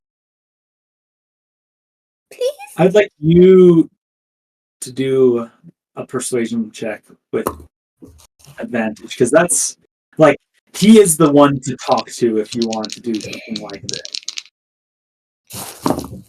With advantage. All right. That is a 23. Let's go. That's what we needed. Okay. This is why Barren isn't the face, guys. He's never been one, and that's why he doesn't have a face. He's just like just a blob. That's just joking. So he kind of, as he kind of thinks and ponders about it, he's like, I'll tell you what. If you are found, there's nothing I can do for you. If you were brought back here and disciplined, there's not much I can help with. But I will allow you to get out. I'll help you do that. It's up to you to get back in. Now remember, I'm not going to stay up all night, wait for you at that door. So if you're not in the training area by 6 o'clock in the morning, that's up to you. That's not me. I'll let you out of the door, though. Just gonna flutter back to Barren and tell him the good news. He's gonna help us! Okay. It's kind of a bigger stake because he's not gonna help us get back in, but he's gonna help us get out. Good enough for me. Pinky, we need to find someone that can locate a specific person or object. Otherwise, we might be out there for hours. Is there anyone in any of the other Vigils groups that we've heard of that can do any of those things? Or let me see also, who has access to this? Can I say something? It's just McKay talking. Yeah, like there are. I believe in our party there's, I think, 2 people maybe that can get it on a long rest. So if they know that and they want to help, then I'd say that. Like, just so okay, people know. I have an honest question, real fast. Yeah. So as a druid, every long rest I can switch up my spells. Mm-hmm. Yes. But I currently don't have that spell. And I know we switched to long rest, so it's not as long. But No, long rests are still the same length. It's short rests. But I had approached you guys prior to this moment. And that's like I'd approached you guys earlier. So like maybe like a day before. Yeah.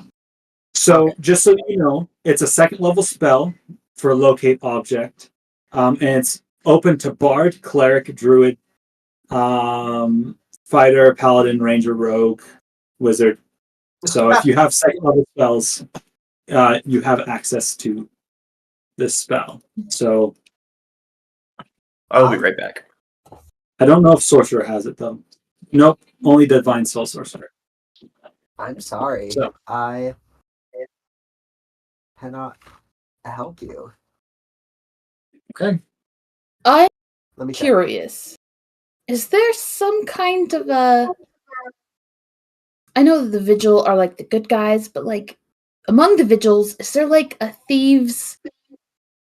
I don't know. Like if I could contact some thieves within the lighthouse or wherever we're going, right? Would there be a chain of information there?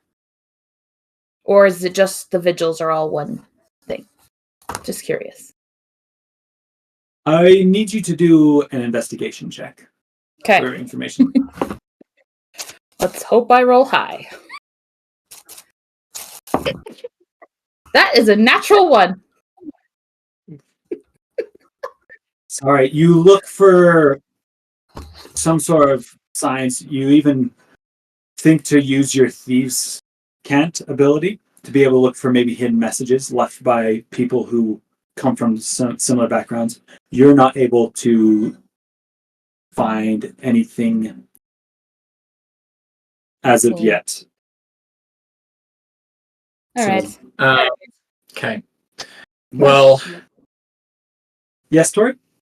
So I have the ability to change my spells every 24 hours.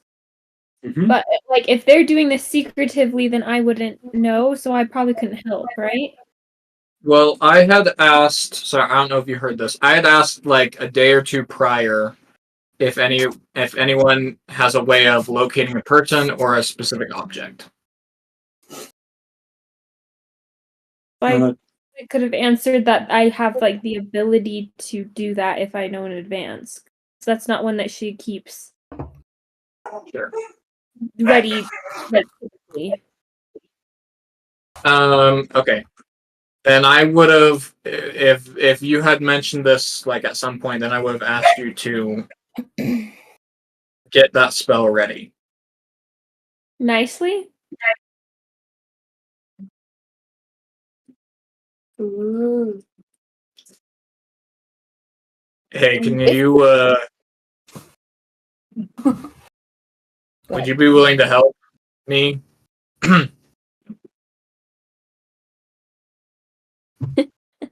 Yes, Means to absolutely. say please. So then all I would need to do is prepare the spell then, right? you would have plenty of time to do that. This would be a prior engagement Okay, that then he would ask you. perfect.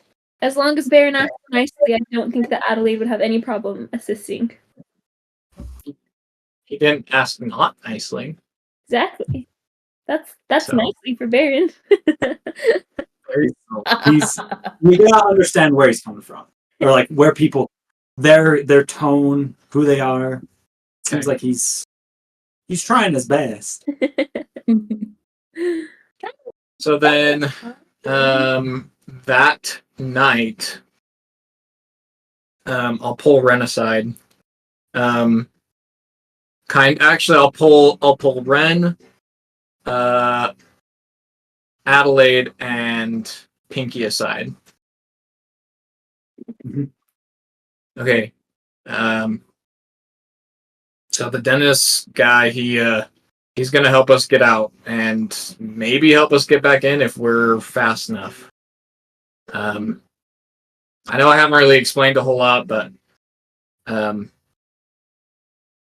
we're heading to the city. Me, Pinky, and Adelaide. If you'll come, I'd appreciate your assistance. And Ren, I want you here because I was hoping that you could cover for us in case anyone in our group or anyone asks any questions. Yeah, I can do that. I don't know if I really understand what's going on, but It's okay. You don't need to. oh, okay. Right. All right. Well, when I talked to, I forget her name. Not Dennis, the other lady. Caletho. I said that we'd bring no weapons, so we're all traveling light tonight. So everyone empty out whatever you're carrying. We're going just our feet, shoes. I guess for you, Pinky Wings. And we're going as quick as we can, in and out.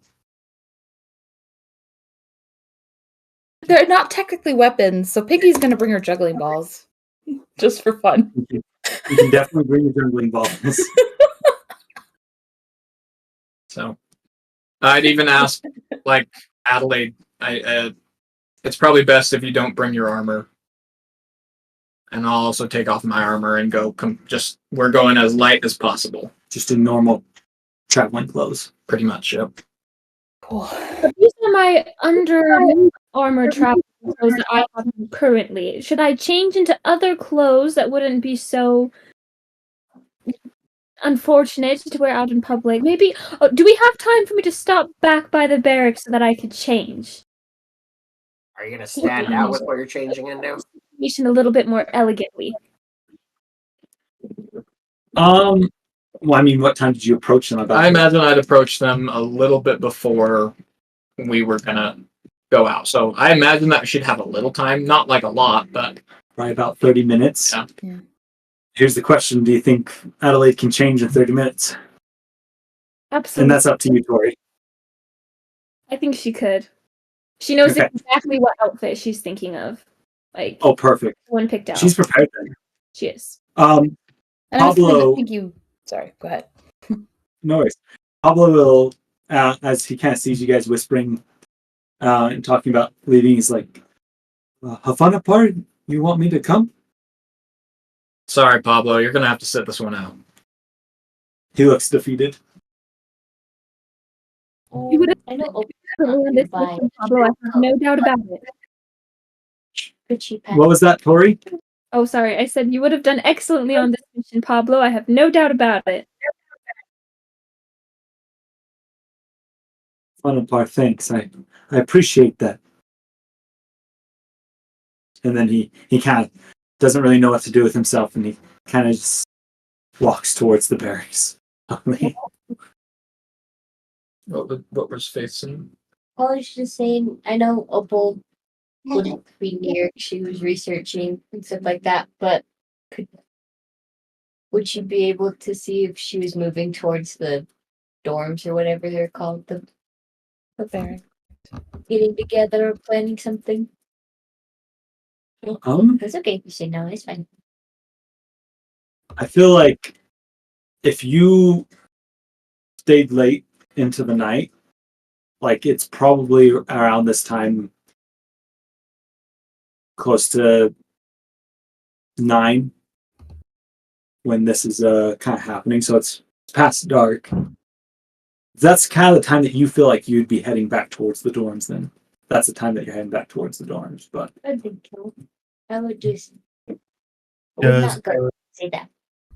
So I'll just go back to the dorm, and since they're gathering, I'll do some investigating myself, but in the dorm. Okay. So that's later. what are you going to say, Alive? I'm going to say, does Elia know anything about this, or did you keep this from Elia? I kept this from Elia, 100%. She seemed like a snitch to me. Moss knows about this, right? No, you said that you couldn't help. He knows that he asked if you could locate something, but that's all Yeah, you know.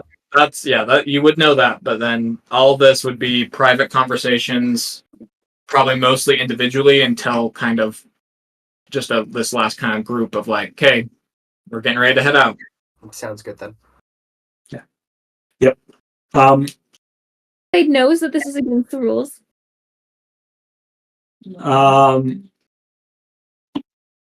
I don't know, how did Pinky and Barren kind of pitch it to you?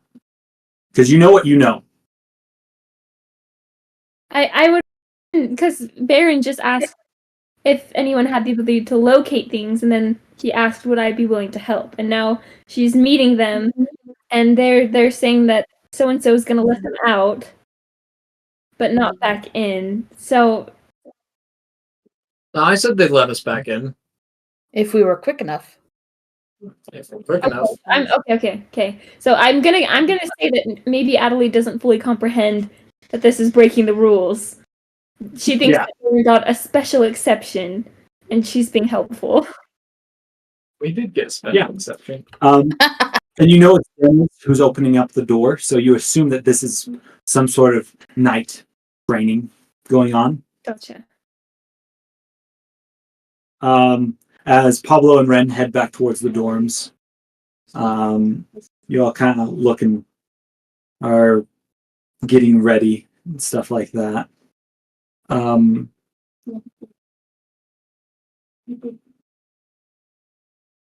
I think Opal's a little bit preoccupied right now, so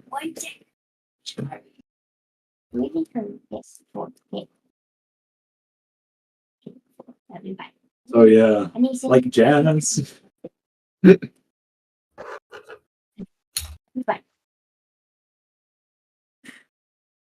Elia, would you have snitched on him? No. Nah. No. Well, I'm just wondering. I'm not saying like that's a bad thing or a good thing. I'm just wondering. She probably would have warned against it, but she would. I mean, you guys are like. Here's the thing. There's a time like, because we all. So the way this is working out is like, when we're all supposed to be going back to our dorms, you guys are going to essentially notice that Pinky, Adelaide, and Barren aren't in their beds in the door that we all can see. Like, we're all right there. So, like, Ren just kind of walks in with Pablo and kind of sits down. Doesn't really know what to do. so like, it's not like it will take much deducing to figure out something's going on. Yeah, no, that's fine. Yeah. We'll do our own thing. Okay. So, first off, we're going to take a quick break before we get into this. Okay. Just 5-minute quick little thing, since it's already about halfway. Kyle, do you have your thing first tonight? Your thing tonight? Your previous engagement? Okay, so what we'll do once we're back from break, what will probably end up happening is let you, Moss, Opal, Alaya, with Pablo and Ren, kind of do some role playing, just so that way you can be here, and then we'll move on to Adelaide, Pinky. They should also talk about any of their skills Oh, yes. they trained on if they have specific stuff. I should do that for the last one, since this is kind of more out of the realm of what we've been doing. So we'll hit up. It'll work out because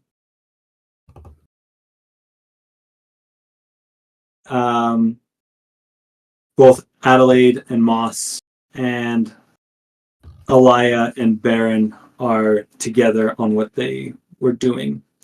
Ren was also trained by Galen. But since he's not here, we're not going to go into too many details on what happened. He was... we'll save that for maybe another time, if possible, or we'll just kind of say that's what happened. Anyways, let's go to a break. Oh, let's do it. Okay. We will be back shortly. Please enjoy the calming sounds of the music that we have playing, as well as enjoy your time just waiting on us. And...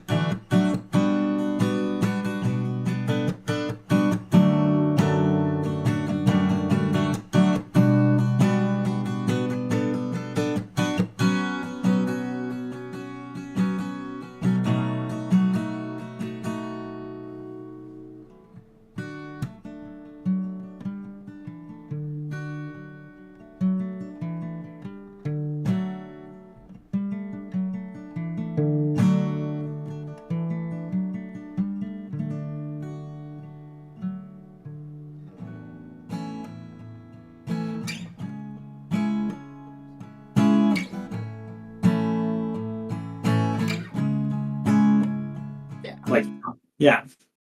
But I That's can't perform that. So my go-to dance move is the 1 step to the left, 1 step to the right, 1 step to the left. Something sweet.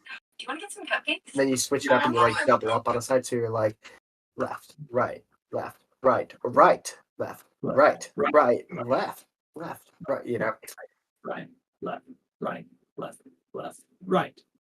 gets the job done. That's a good one. That's a really good one. I like it. I'm proud.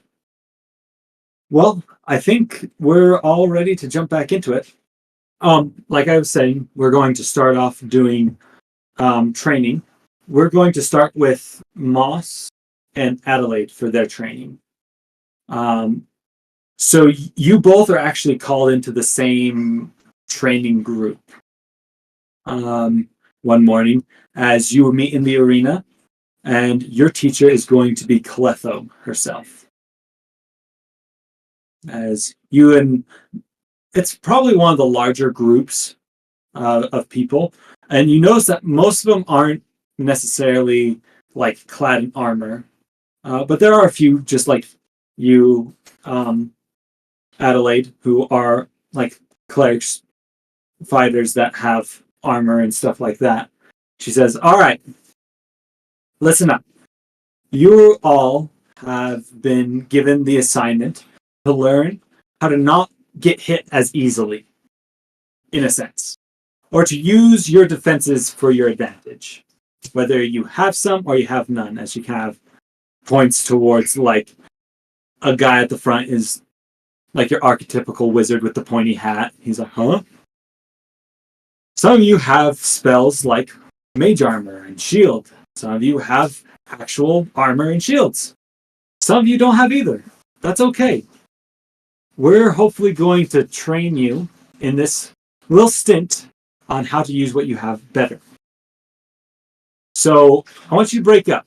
For those who wear armor and shield, go that way, to the left. For those who use more arcane reasons, go that way. For those who don't fit either group, stay here in the middle.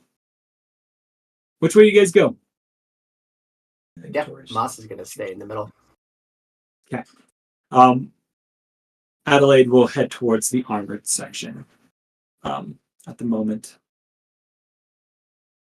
Moss, at this time, you see that Cletho takes a moment and kind of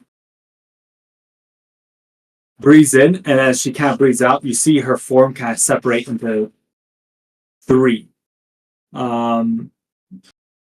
As it almost looks to be some sort of magic allowing her to make copies of herself to do this next thing. You're not sure if she actually is harnessing the magic or if it's something that she's using like a scroll or a spell, or someone else is doing it for her. Basically, each one of these Calethos comes up with one of the groups. And the one that comes up to you, Moss, says, all right, you that don't really necessarily have armor or don't use magical means to kind of circumvent that, your biggest goal really is just to not get hit. You're not really meant to be taking hits anyways. That's a bad idea. It hurts. Trust me. So for you all, it's important to be able to take someone's blow and use it for your advantage to, in a sense, parry.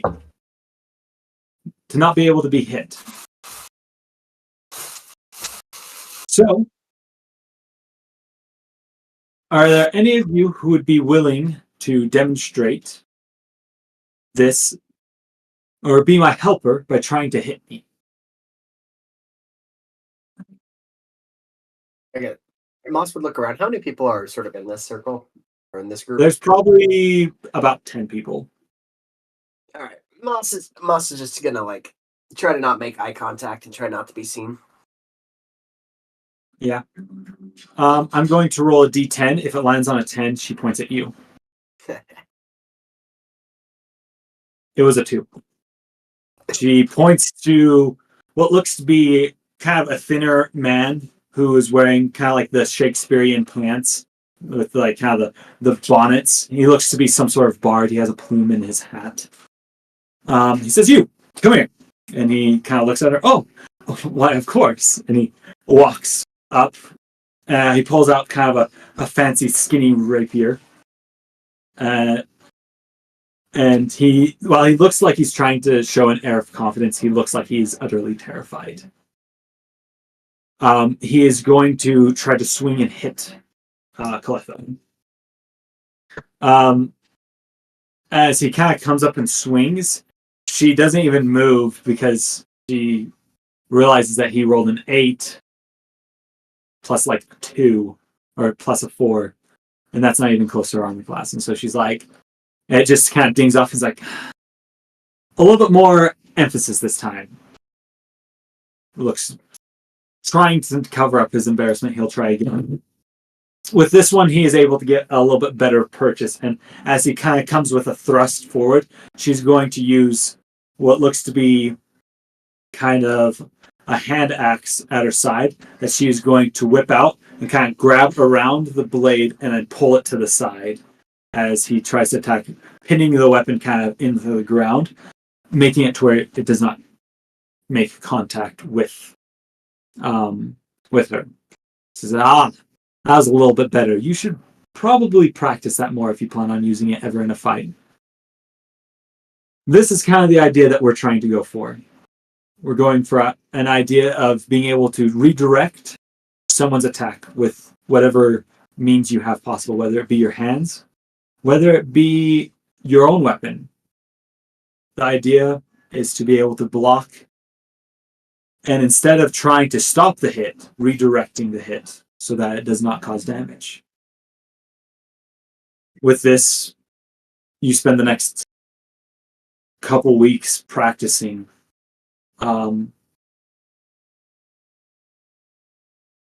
Moss to be able to use your obsidian dagger as a means of defense in case someone gets too close. Just like that one skeleton, when you first had your trial stabbed you in the thigh, you feel pretty confident that you know how to block something like that now. At least give yourself a better odd of not getting stabbed like that. During your training, the same bard guy is kind of pinned up against you, and he's going to try and make an attack to see if you're able to perform well with your newfound ability. So he rolled a 15 to hit. Perfect. Is it just that is the one number that requires Moss to use his reaction as he pulls an obsidian dagger and like reflects the blade off of him. Yeah, I literally rolled an 11 plus 4. So that is like the one number to make this actually happen. So like, yeah, Moss uses oh, why am I struggling on the name right now? I know the name. Defensive duelist. Yes, sorry. So Moss uses defensive duelist, his reaction, and just yeah, as you see, the same rapier kind of coming down weeks after practicing this has heightened your ability. Even though your body seems old, it is very fresh and very able to move quickly as you almost inhumanly move and knock it out of the way, leaving yourself in a better position and unscathed. I have a question for all of you. Can you hear the music? No. Weird. We'll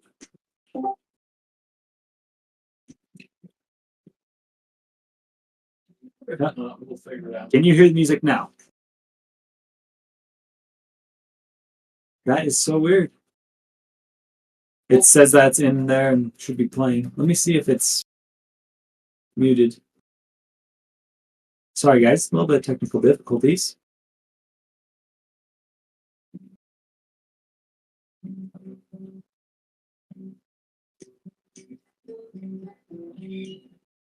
Oh, Let me try I something. think I'm hearing something, but I don't know if it's coming from the radio or background music from you. I think it's coming from the radio. Let me try something.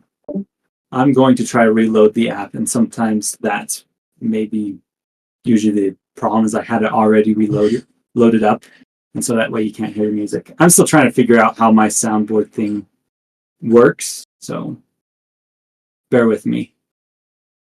I'm sorry, okay.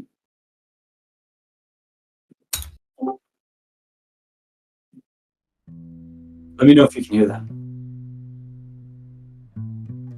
Yep, I can hear that really well. You can hear it? Joy? Mhm. Awesome.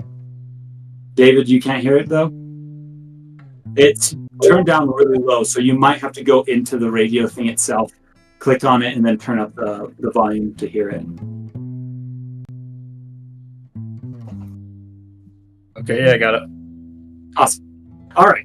With that aside, that's probably why we didn't have music last session on the recording.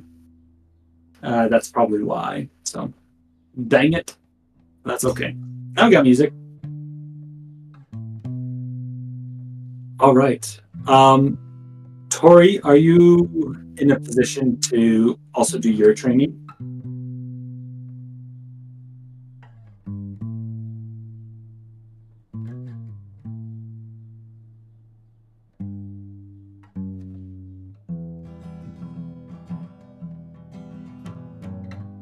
If not, we can move on to. Yes. Oh, okay. Yeah. So you were also brought over to a group, kind of similar means as Moss. And this Galetho kind of comes up to you and starts explaining. For you all that know already how to use armor, it's important to be able to actually know how to use them effectively. While armor by itself can be great, if you know how to use it properly, it can take it from being great to being a game changer. So, for instance, can I have someone try to hit me? I will. Oh, perfect. Come here. As you kind of step forward in front of everyone else, I would like you to do your best to strike me. With magic or weapon. I can't quite understand that, Tori. Yep, sorry. No worries.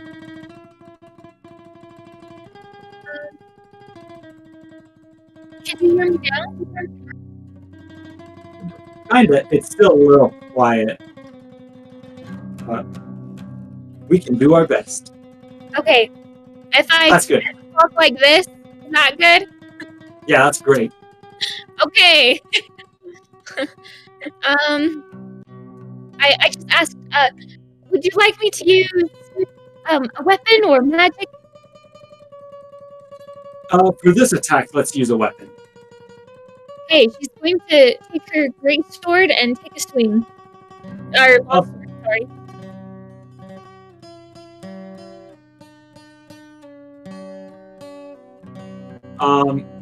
What's your attack? What's your hit?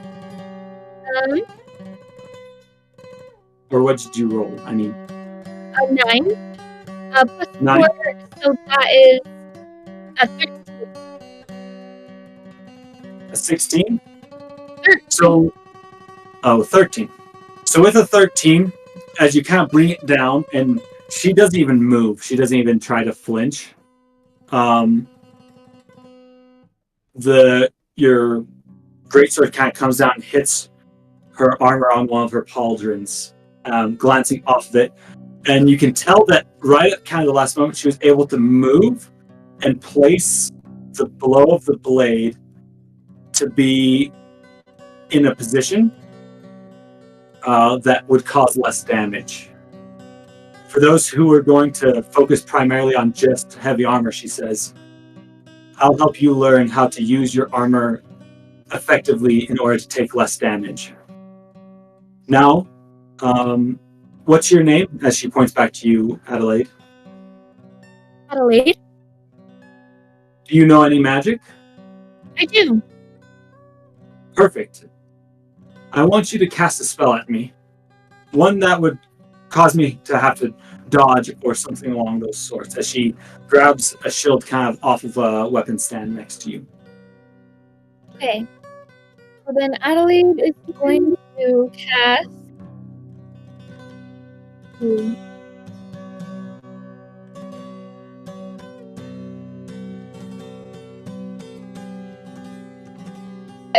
Would Sacred Flame be one that she could? Yeah, that's a perfect one. Okay, so Adelaide will cast Sacred. All right. She will roll.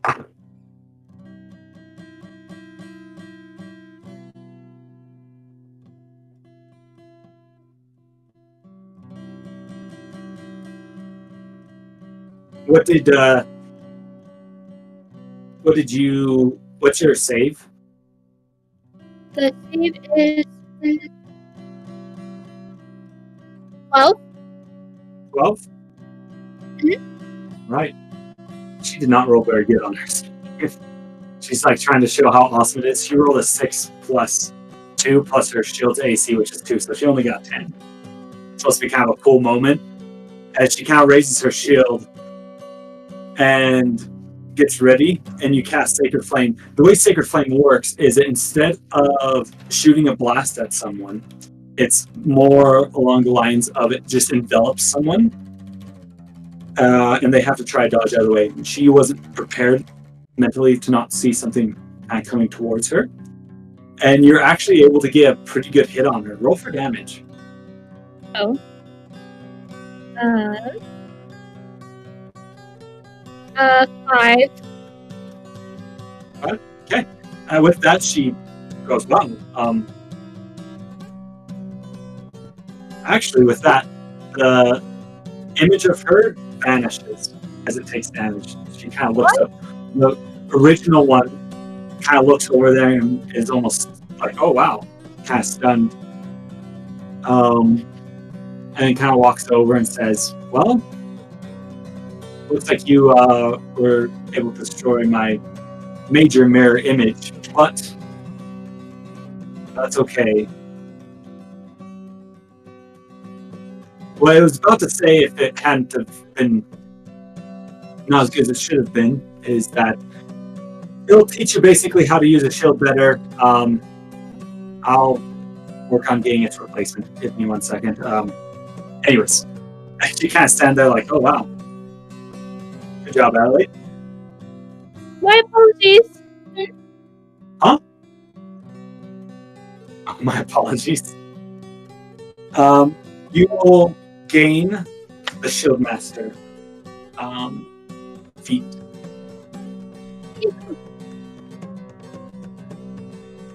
So, with that, we're going to move to Barren and Elise.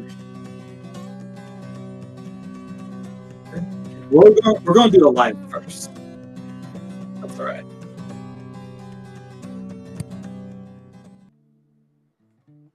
So, Elia, you were called into a classroom, and you see the Goliath man that had been with Galen, the one that had ridden on the back of the cart when you were picked up from your homes. Mm-hmm. You know him as Kavek Five Lives. He has been part of the Vigils for quite some time. You've seen him around. You've seen him in the Commons, where you worked with Girland quite frequently and stuff like that. He is kind of known for being almost a man of many trades. And though he looks and comes from a militaristic background, he seems like he almost has experienced quite a lot of what the world has to offer. He kind of sits you down, and I think you would probably be the only person in the room, kind of like a situation with Opal. It's good to see you again, Elia. How are you? I'm doing all right. How are you? I'm doing good. That's good. So, with your test and kind of what happened with Nigel, we talked.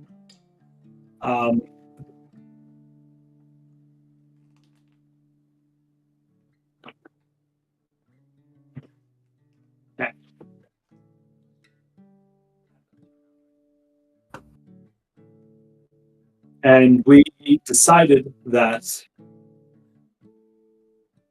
something that might be important to help you with, since you spent almost all your life here in the in Oshto and in the Lighthouse, it might be important to gain a better sense and appreciation for other cultures. Okay. With that, something that I've learned to help me appreciate things is learning different languages and learning how to understand people a little bit better, more where they're coming from. Okay. We hope this will help you kind of be able to, in some ways, relate better to not only the people that you're with, but to the outside world as you go out there as a Vigil.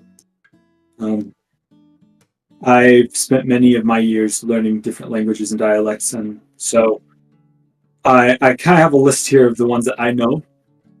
I'd like you to choose 3 of them to focus on, and we'll work on that. And as well, with that, we're going to work on helping you learn how to encode secret messages, because this can be important no matter what language you're speaking in, being able to convey information among your team and convey information that has to pass other people. It's important. We usually like to train eventually someone on a team to be able to do something akin to this. Okay. Yeah, I think I can do that. Do you have any questions? No, I mean, it kind of seems straightforward part of the languages. What did you already choose the languages that you were going to learn? That's what I'm looking for right now. I did, but okay. So, I was going to learn Gnomish, Halfling, and Draconic. Okay, awesome. Good deal. So with this time, Quebec also kind of explains a little bit about their cultures as he kind of helps teach you. That way it's a little bit easier to understand where these people are coming from. You learn that while gnomes and halflings are fairly somewhat seen as similar races, they both have kind of different backgrounds. Gnomes are seen more as industrial, have go-getters. They put themselves in a situation where they usually are either tinkerers, builders, fabricators, or planners, people that like to get things done. It's kind of part of their culture in a sense. And so a lot of their terminology and stuff like that is usually centered around either building or working or something along those senses. And so you're able to kind of pick up how, if you were to phrase something, how you could make it seem more gnomish rather than just being kind of generalized. Okay. Though you do know that there are different types of gnomes and stuff like that. Some of them are more towards the tinkering, some of them are more towards nature-based, though they still kind of have the same underlying ideas of it's important to be productive, to be able to accomplish things. Halflings, on the other hand, they are a lot more laid back and calm compared to gnomes. Gnomes are kind of outgoers. Halflings are more of the one cousin who just kind of likes to chill and vibe, in a sense. Though you do understand that one of their biggest things about them is it's believed that halflings are innately blessed with luck. It was basically a gift that their god gave to them that separates them from most normal people. Is instead of being just like having to go and do things, they almost have this innate luck that helps them become who they are or helps them to accomplish their goals. And lastly, with Draconic is a very hard language. It's something that in it kind of shows almost a little bit of the mind of dragons. Dragons themselves are very powerful, and they are kind of split between usually good aligned or evil aligned. And so while some of them, almost in a sense of kind of how when Ren was talking about Daruth, the god of kings, or the god of tyranny, there's almost this two-sided part to Draconic. When you're talking, you can either put it in conversation of almost a regal-esque talking to servants in that way, or in another sense, you can talk to servants who must do your bidding. And so it's interesting that Draconic has that duality of you can have your tone be good aligned or evil aligned. Okay. Is there anything else that you would like to do with training? I didn't ask Adelaide or Moss. No. But we can also start that next time. So I'll ask you right now. I'm chilling. Okay. Yeah. You don't want to do any of the research for specific skills? I mean, the only research I would really want to do is probably perception and maybe Arcana. Okay. Do you want those to be specific inspiration things that you're researching, or more of just the general ones? Just the general. Okay. It will be a harder DC, That's fine. as you know. You're gone? Okay. Take care, Kyle. Hi, Kyle. Hi, Kyle. Roll your perception and your Arcana. First perception, then Arcana. Oh, that's the wrong one. Perception. Oh crap, dude. Alright, you know what? My computer's wigging out. So I'm gonna roll physical dice. What do you know? Because I have that found up today. Let's see. That was perception 18. Dang. Yeah, that's the DC. So with some time studying and researching, you're able to spend time being able to, it might just be because you're studying the ciphers and looking for clues and hints, things that kind of stand out, but that leads you to be able to help kind of focus in on looking around you in the surrounding area, trying to perceive and look at things that might stand out that have more detail than just your average look through. You notice things about the other recruits. You notice things about even the mannerisms of your teammates and stuff like that a little bit easier, and you feel like you kind of have a better grasp of being able to perceive things that aren't necessarily obvious. Okay. And then with Arcana, I actually kind of want to direct it. I don't know how you would want to rule it, or I think Elia would be interested in creating her own secret language. But turning it into a way where it's not really a secret language, but it's like she'll write a letter, but the letter will be imbued with magic to where when it gets into the hands of the person that she wants it to get to, it would basically activate the spell, and the letters would rearrange into the actual note. That makes sense. That does make sense. I'm pretty sure that there is a spell that does that already. I don't know if there is or not. But do you know the name of it? Looking it up.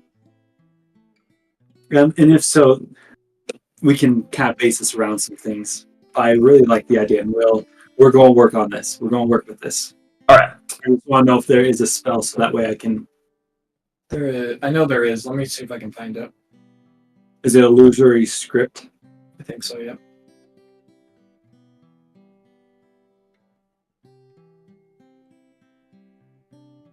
It is. It is. Yep. Okay. All right. So I would like you to do basically what you're looking for with your Arcana check is to be able to understand if you can kind of imbue yourself with the knowledge of how to do this.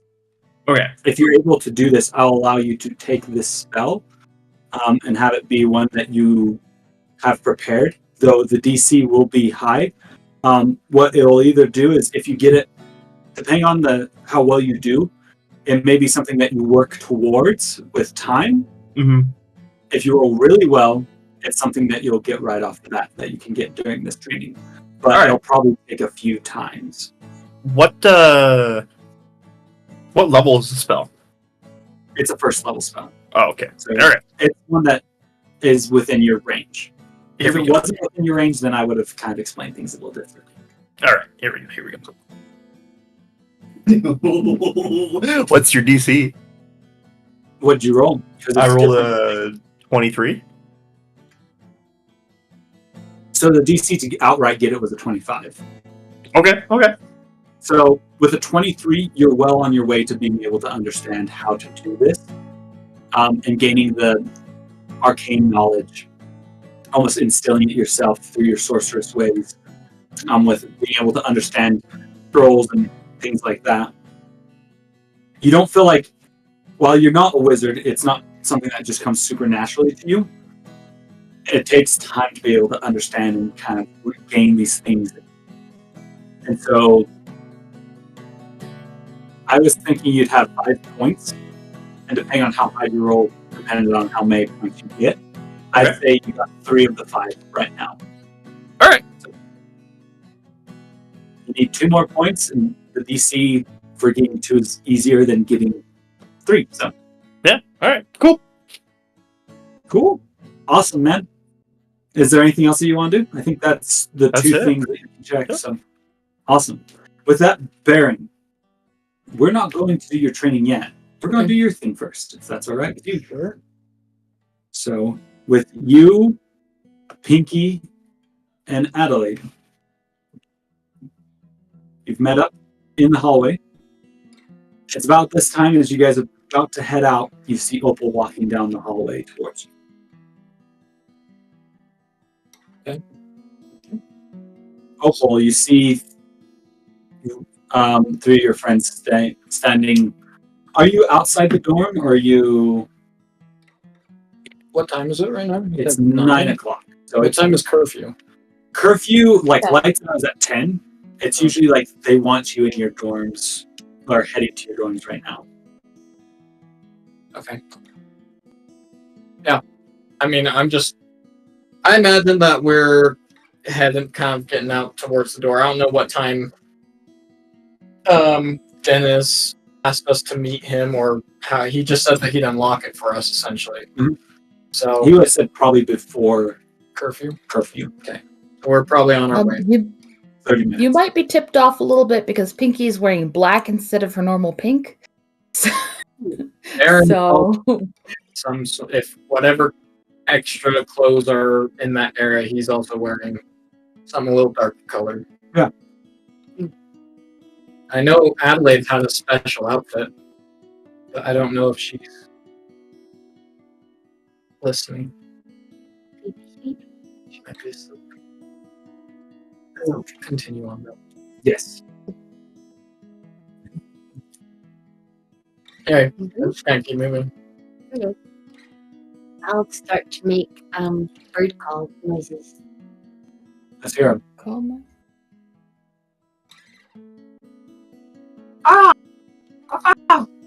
sounds like R2D2, but Pinky will respond.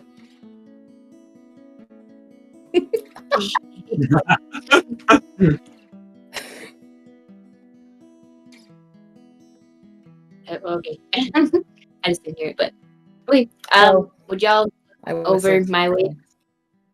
Barren's just gonna keep moving. Would Pinky look my way? Pinky would look your way, yes. She'd probably even Okay. wave. Okay. But she knows Opal- they're on a mission, so she's not gonna stop. Okay, so you're like walking backwards, like floating Yeah. backward. He's like, Yes. okay, I'm gonna make signs of like. What are you trying to let Pinky know? What are you? Oh, nothing. I'm just being silly. Oh, you're just being Make an serious. insight check, though. I would like you to do an insight check. Okay, let's make an inside check. Could you do a performance check for me as well? Opal? Insight? That is a 10. Okay. That is a 14. You're very well executed hand signs. You know that you're not meaning anything by it. Pinky, you can't quite tell if she's meaning anything by it. It's like it looks like it's maybe conveying information, but you're like, I don't know what she's talking about. Yeah, Well, it's just for then Pinky will- funsies. Yeah, Pinky will sign back like we're going to do a trick. It's gonna be fun. Anyways, but then she'll turn around. Did she say that like as she's signing it? No, she just probably signs it. Just kind of Okay, like well, right before you turn around, she'll just sign off. Well, I would like Pinky to do a performance check and you to do an insight check to see if you can understand her hand signs. dang it. Performance? Yeah. Oh man. That's a 7. I got a 21. A 21, and you got a 7. Yeah. So you were basically trying to let her know that you guys are going to pull a trick. Yeah. A secret mission to do a trick. Right? Yes. You understand that she's talking something about a secret muffin, and it is like the shtick or the stick, and you're really confused with what she's trying to say. Okay. I'll just.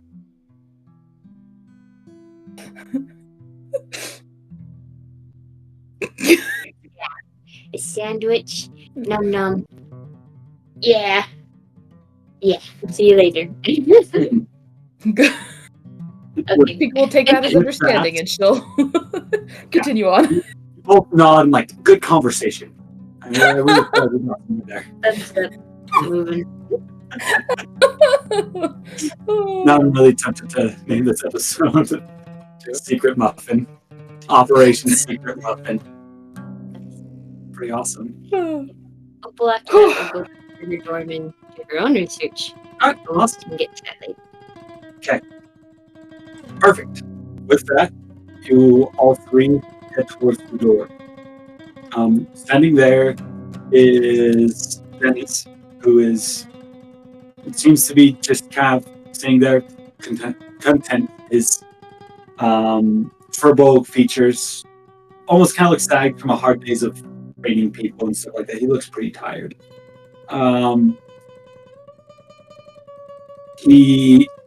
As you all approach, he looks up and says, "Oh, well, I'm glad that you made it." His voice changed again. Anyways. He will say, I would be back as reasonably before 6 as possible. I wouldn't push my luck. He opens the door. You can see he waves his hand, and the arcane sigil that's kind of binding it for a moment kind of disappears as the door kind of swings a little bit open as he kind of pushes it. He says, "Now, be careful. I wouldn't want to be caught if I were you. I'm going to go to bed. Good night." And as you three exit, he shuts the door behind you. Okay. You see the seal slowly working its way back together as it looks to be only dispelled for just a time. Well, there's no turning back now. Let's go. Let's. Good job. Yeah. Yes. Let's go. Where are we going? To the Upper Swells. Right. Let me see. I wrote it down somewhere. Yep. We're heading to the Upper Swells. It's near where we came in, I believe. Near the Lighthouse. So we got about, based on the car ride here, it took us 2 hours car travel? 1 hour car travel. It was like 2 hours of car travel. He wasn't going particularly fast. Yeah. Because you guys asked him to slow down. We did ask him to slow to down. give you all the real grand tour. Spindley knows how to tell tales. Anyways, I think we can make it on foot if we're going at a moderate pace. Probably in 3 hours. Or sooner. make a survival check as you're kind of thinking about moving and stuff like that. Unnatural 20. Unnatural 20. So, you know, due to stealthing, things like that, moving at a moderate pace is just a normal walk to it. You feel like with a moderate pace, you'd be able to get there around, like you said, 3 hours, somewhere between 2 to 3 hours. If you're going to stealth the way there and actually take your time and be quiet, you're going to have to double that time, almost like 6 hours to get there. Because if I remember correctly, the rules of traveling while stealthing is pace. And so you can go out there, you can walk, but you will not have the benefits of being hidden all the time. Right? So if you're going to do it quickly, you'll have a greater chance of being spotted.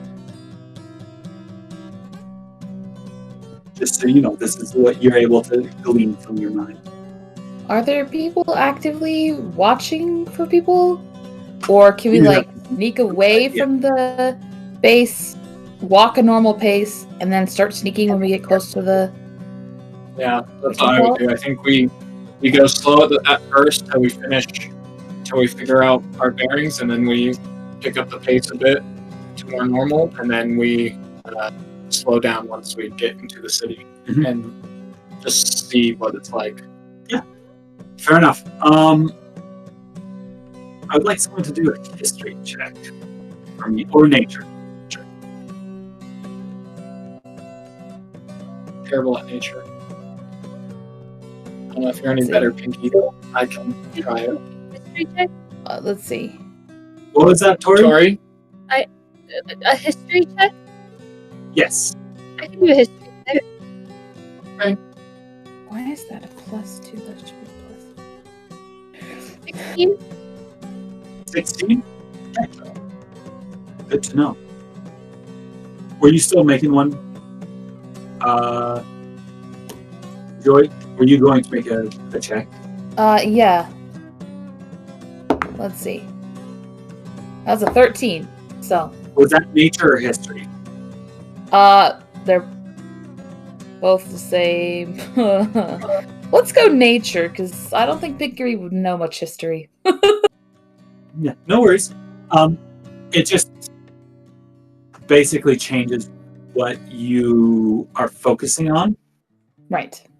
as time goes on, and or what you focused on back when you were first traveling here.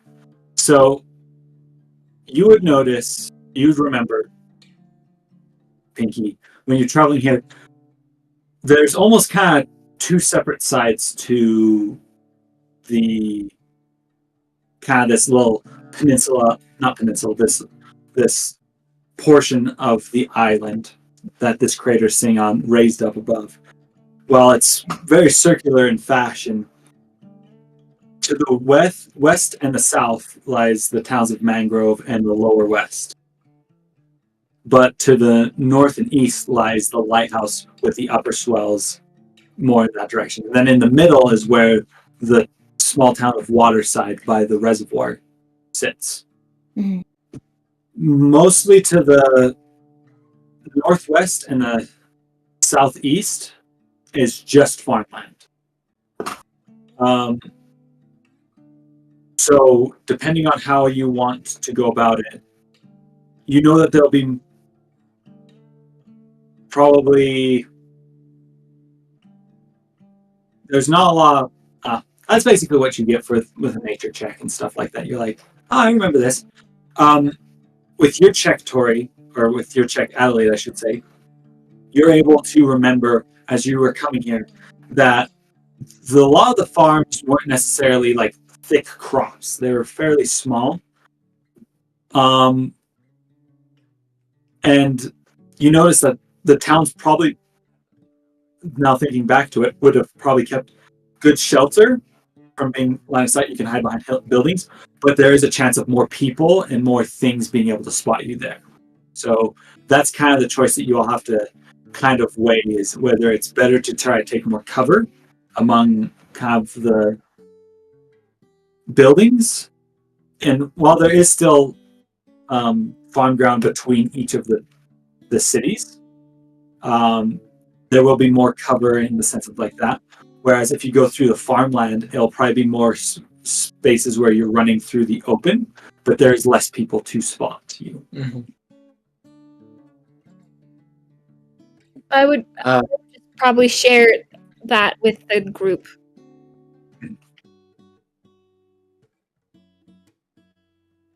Is one faster than the other? One is better suited for sneaking. One is better suited for walking fast. You'd assume that going through farms is more likely to be quicker because you're not going to be ducking from building to building, watching out for people watching you as much. Perhaps we'll go through the farms and just keep an eye out, keep a low profile.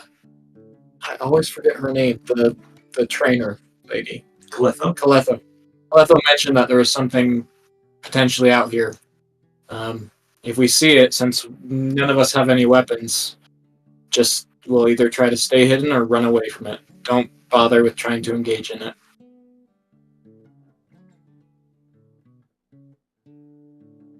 So as you all kind of muster up your courage, you start heading your way through the town of Mangrove. It's very similar to what you'd seen before, where it's these shops, these kind of almost corner markets, this place that almost looks like it's supposed to hold a festive, though as of right now it's not doing so. It's simple. The streets have been swept clean of any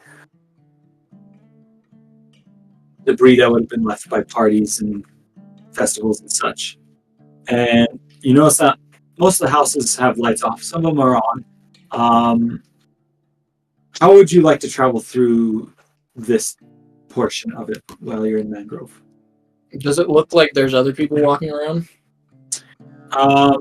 It is 9:30 at night. I would say there's not terribly many people because there's not a lot to do this late at night, but you would see a couple people walking around, just going about their business. I would say it's better for us to kind of, instead of getting up in one group, look like we're like, if we can't just spread out and stagger ourselves and almost just look like we're walking through we're just minding our own business just like everyone else. Okay. Sounds good. What was Adelaide's outfit, by the way? Okay, she has on it's her sneaking outfit for sneaking. It's For being like, super quiet. yes, for being super stealthy and quiet, but still fashionable. So it's like this black top, long sleeve that kind of go over the hands, got a hood on it. But then there's like little tiny silver stars that are like embroidered around all of the seams. Very cute. With a matching pants. And her shoes are like, they're like boots, but they're like made of like a soft leather to aid in being super duper sneaky. And she's got her curly hair tied back in a little braid. And that's it. That's But awesome. she has all of her hair ornaments in that are very sparkly and shiny. So, but like there was an effort to put the hair back. So, plus. That's a plus. There's a plus. You're very grateful that you packed your stealth boots made by Cobbler and Sons. They are very well fitting. You had them tailor made for your feet only. And it's been a while since you've worn them because you don't really have very much stealthing to do. And so it's kind of exciting to be able to pull out this outfit and use it again. So The last Don't time that succeed. he used it, it was for to dress up like a ninja at a party. So It's a costume party outfit. it's a costume. That's amazing. Fashionable, multiple uses. I can't see a problem with this. look, if she's practical, if she's gonna buy an outfit for any occasion, it's got to be the real deal. She's not just gonna dress up as a ninja, as like the idea of a ninja. She's gonna buy the clothes that a ninja would buy and be the ninja. Would you consider that LARPing? Oh no. Would I consider it LARPing? Yes. Would Adelaide consider that LARPing? No. Okay. Good to know. I need to understand where she's coming from. All right. The merry band kind of separates a little bit and starts walking their ways. I would like you guys to do a blend check to blend in check. as you're walking. This could either be like a straight charisma roll, or this could be in the sense a perception. No, not perception. Either charisma or wisdom as you're counting. Not 20. What about like a performance? Could it be a performance check? It could be a performance. We'll just say it's charisma. I was trying to be soft for you, but if you got nat 20, I'm not going to be soft. Got -2 charisma, so So 18. but it's a nat 20, so Oh, they you don't did cancel it. Or it's just charisma. Just charisma. Oh, 7. Or performance. 19? That's Wow, a that's 7. really Okay. Sounds good. Pinky's not So good if at you this. think So this is how it's going to work. Doesn't blend As in. you guys go through your sneaking, there's Hold going on. to be- Could she cast disguise self and get advantage on that? I will allow that. Yes. Thank you. That is so much better. That is a 24. That is a lot, very much better. Yeah.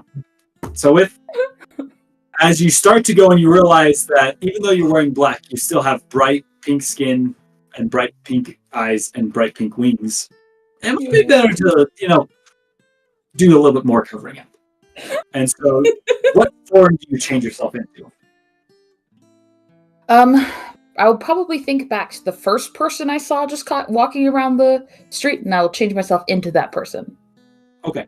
You can only make yourself 1 foot taller or 1 foot shorter with disguise Right, so a self. shorter version of that. Yeah. You look like a preteen walking around late at night. But that's okay, because you're blending in. A preteen that is 3.5 feet tall? Well, you're only 2.5 feet tall? I'm only 2.5 feet tall. I forgot about that. Yeah, you're a child. I'm a child. Okay, good to know. As the merry band continues, the way this is going to work is there's basically an amount of successes don't cause anything bad to happen. Plans keep going well, going the way you want them, but as failures happen, you will start getting more and more kind of challenges happening. So even if you have one person fail on a check, it doesn't necessarily mean you're outed. It just means that things are probably going to start getting more difficult, and the more failures you get, the more difficult it'll become until something happens. Okay. Cool. Once we get past kind of this area and we're more into, I believe, the farmland is next, right? Yeah, so you make your way through and you're able to reconvene on the other side as you're hitting the edge of the mangrove and looking out towards the town. I will say this. As you guys reach the edge of the town where there are sconces, there are lanterns set out to help light the path, even though late into the night.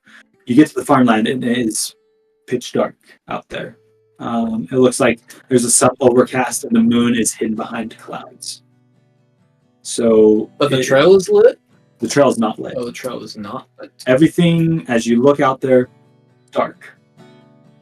Doesn't look like much travel on Oshto happens after dark. And that's just a cultural thing for all of Yavnians. You don't necessarily go out at night to travel, right, unless you're usually doing something nefarious. Well, this will be fun. I'm assuming none of you have a way of lighting the way that's discreetly. I am checking. Let me. Sorry, pulling up my spells here. There it is. Did she use it on me before? I can't remember if she used it on you or someone else, but it could have been. Adelaide used Adelaide, it on I'd you. like you to do a history check, or just a check. History check? Just a check. Oh, a check. Yeah, like just roll a d20. I rolled an 18. You, as you're thinking about this, you're able to kind of think of your ability where you're able to grant someone else dark vision. As he asks, like, do you have any way to light the path? Oh, I can just choose one person by touching them, right? I think you choose anyone in the circle, right? I think I think you can choose multiple. I think you can get all of us. All three of us. I'm pretty sure. It's either like your proficiency bonus number of people, which would be the amount that you need to give it to. Okay, I will do that then. Oh, wow. I can see a lot further. You can see up to like 300 feet, right? Yeah, it's 300 feet, but only lasts for an hour. But she can do it multiple times, right? She has, I think it's her channel divinity that she can do it up to. So I think she has 2. I can only do it once per long rest. Oh, Pretty sure. there you go. Well, we better get moving. Yeah. I think we can probably pick up the pace a little bit. Pinky, if you want to maybe keep a lookout, I think that you'll have a better shot if you can either stay up in the air with the clouds hidden, or Pinky doesn't have dark vision. you do now. I do now. Okay. You have, for an hour. thanks to Adelaide, you have 300 feet of dark vision. Cool. Yeah, then Pinky will tuck her hair as best into her hood as she can and fly up and... I just like to imagine that you look like someone else, and then you reach your hands okay. into like torso, and then like start moving around, and then you just start flying up.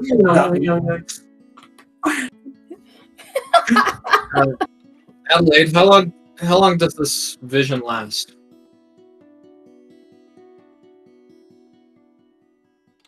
hour, Barren. Oh, thank you.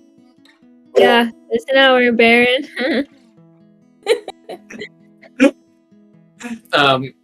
And then we'll get moving. Okay, awesome.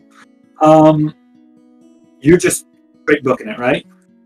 Yeah, I don't think we're like. I mean, it's complete pitch black. You're not here, like right? running. Yeah, but we're moving, and I think when we were in the cart, we took the path. I think we can just cut right through the switchbacks, right? So yeah, you're going to go across the fields and stuff like that. Yeah. Okay.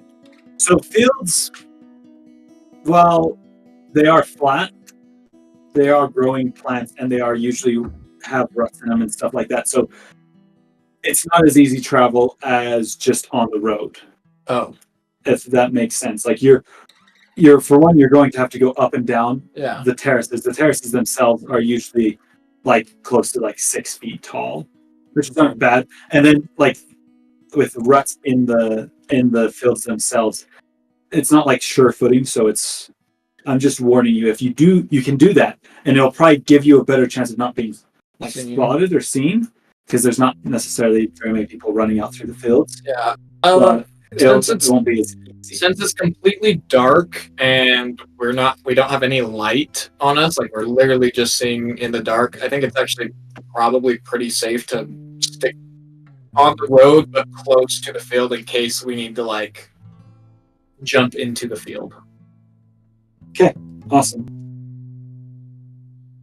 Sounds good. With that, Pinky's keeping an eye out, so extra I would eyes. like to do. Actually, I'd like. No, I'll let Pinky do this because it's kind of just up to her, because you all are kind of running it, and she's the one that's been asked to do the eyes in the sky. I'd like you to roll a perception check. Maybe it shouldn't have been Pinky. Okay, natural 20. Oh wow! Yo, let's go. So Pinky, once you get a little bit of height, you notice that every so often there are figures on the road and throughout here walking. It looks like they're holding some sort of glowing torch, like even though the light isn't necessarily looks like it comes from fire. It's a little bit too bright and a little bit too white to be normal flames. They seem to be almost surveilling the area. Not like super grouped together, but it almost looks more like guards policing that area, making sure that there's nothing going awry. No random monsters have somehow made it in to come here. You're staying fairly far away, and none of them necessarily look like they're approaching. If any of them do look like they're going to approach your friends, you're able to quickly kind of warn them and stuff like that. As one approaches, what do you tell them? And are you going to get closer to get a better understanding of what they are? Like, what are the things that you're doing with kind of this information of you seeing some sort of guards patrol? Yeah, so Pinky is going to first warn her friends, make sure that they're okay. And then I think Pinky might get a closer look. Not too close, but just like, I don't know. Just enough to kind of tell what it is. If it's a person, if it's a monster, if it's something else. Okay, sounds good. I would like you to do a stealth check as you kind of get a little bit closer. Okay. Another nat 20. Oh my god. I know! We just it's amazing. mission is already banned. But that is very good. Yeah, you're able to approach, and you're actually able to get fairly close and get a good understanding of what this is. This looks to be some sort of automaton. I'll show a picture of it here on my screen. Okay. Some sort of automaton made out of wood and metal. As he surveys the area, you can see him holding the torch, and you can see, now that you're looking for what you're looking for, you can see many different dots like this throughout all the areas, kind of surveilling the surrounding region. You are able to tell they're not necessarily like crazy perceptive, but they do look like they would not be something that you'd want to fight. Right. I'll get you for a nat 20. Holy cow. One is approaching your friends. Barren and Adelaide, what are you going to do as it's approaching? Like I'd move into the forest, into the crops. Okay. And then like get far. Like I imagine Pinky's described like how far the light kind of shines, and like I'm assuming that that's how they're viewing things. So like I'd want to get far enough away where like the light wouldn't shine, and then get low. Mm-hmm. Sounds good. The light shines out about what looks to be like 30 feet bright light, another 30 feet dim light, like usual. Or is that how big torches are? Is that their light radius? Probably. We do have 300 feet. Yeah. So we can see it. Yeah, you can see them from a good distance. I was trying to think of what I was going to say.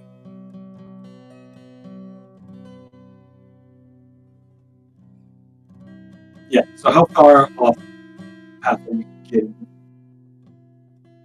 I mean, I'll go 60 feet off the path if that's 65. Okay. You know what I'm trying to say. I know what you're trying to say. You're getting out of line of sight. And then getting low and waiting for it to either pass or whatever. Alright. I'm assuming Adelaide's going to follow you. Yeah, I'd bring Adelaide.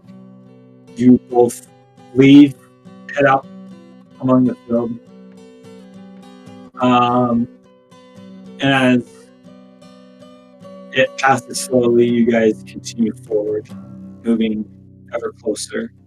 I'd like someone to do kind of a survival check. Even though you have dark vision out to 300 feet, still being able to kind of tell what direction you're moving ahead is important. And so I'd like someone to do a survival check. I'll do it. Nat 1. Nat 1. Nat 1 will count as 2 failures.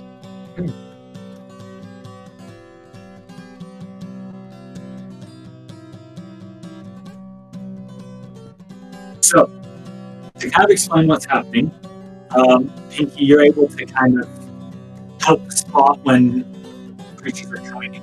And it's actually quite a beautiful sight.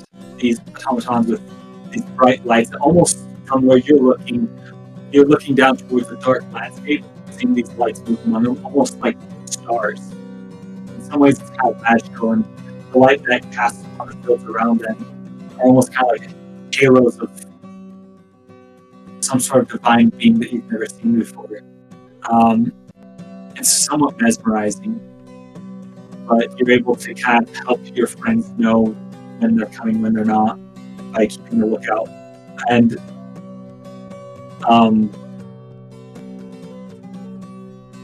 Barren, as you kind of set forward to go kind of knowing the direction you want to go, you start heading where you feel like is the right direction, but through the night, through heading on the path in different positions and stuff like that, you kind of get turned around a little bit to the point where you're not able to traverse this area as fast as you wanted to. I'd like you to roll. I'd like you to roll a d4 for me. 3. Okay. Eventually, you're able to kind of pick up on where you guys have made your way to, and you realize you've actually headed more east than you meant to, instead of north. And it looks like you're just hitting close to the outskirts of Waterside, the town. So you've actually, instead of traveling more towards the edge, you've kind of ended up being a little bit lower in the crater post-show than you were planning on, closer to that town.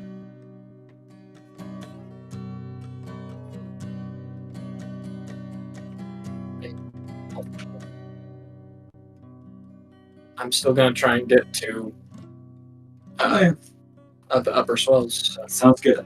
I'd like, if you're going to continue doing kind of what you're doing, I'd like someone to make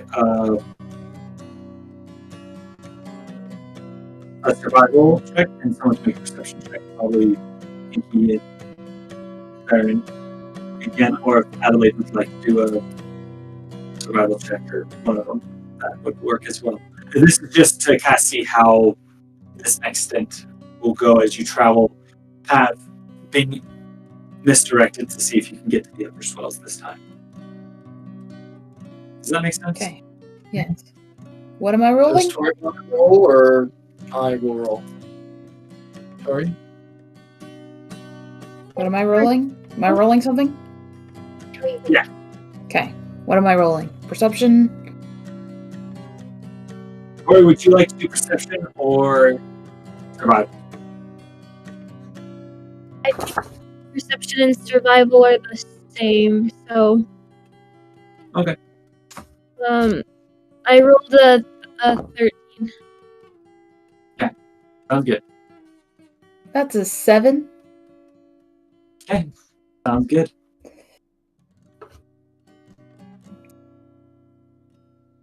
As you're heading from Waterside up to the Upper Swells, you actually, with Cat Adelaide taking a little bit more of the lead, maybe it's her innate sense of being connected to the god of travel, the god of protection, especially to those who are traveling at night. She seems to have a little bit of a better sense on what direction this Upper Swell is.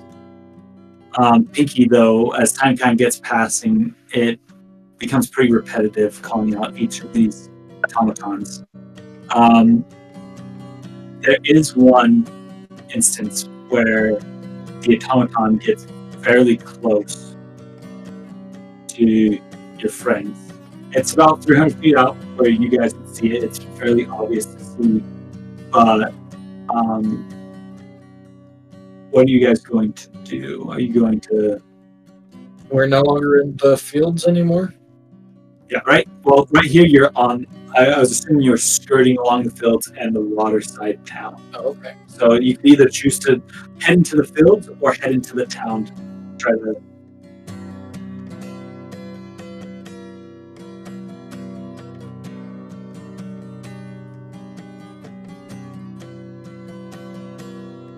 Have they been checking your fields, or don't they just patrol?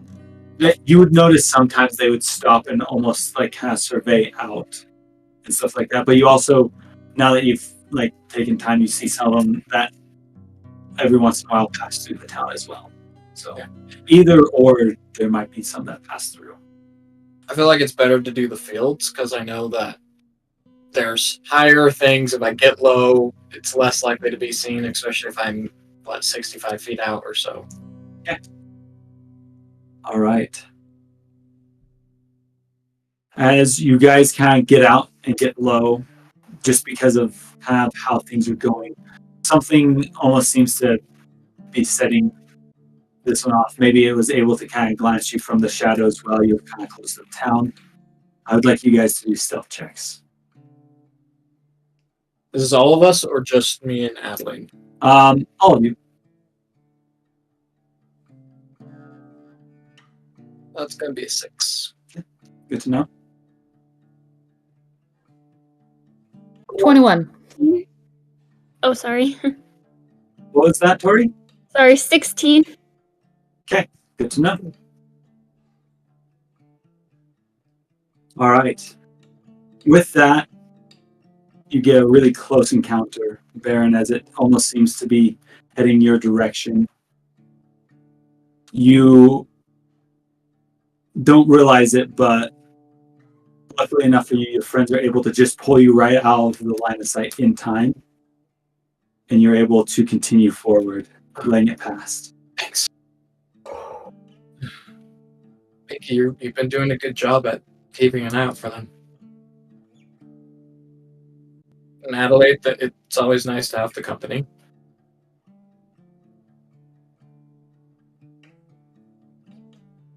Adelaide is gonna say something smart back. But Oh, that was really smart. It's very witty. Well, with that out of the way, you finally make your way to the edge of the Upper Swells.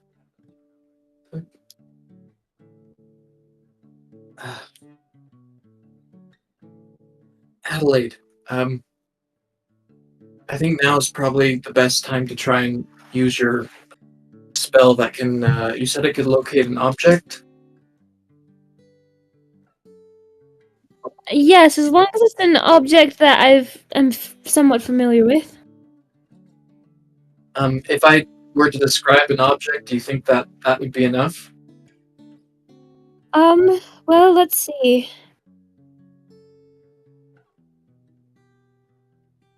Well, according to the spellbook app, I would have needed to see the object up close at least once.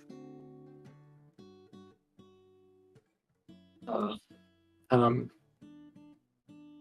So, question for like Yes. the DM. So yeah, that's the rule with the spell, and I was reading it earlier. It says that I need Here's- to have. Could I have drawn a picture of? Can I draw a picture of it? Here's the That thing. was yeah. You have things that she could locate. You just need to think about it.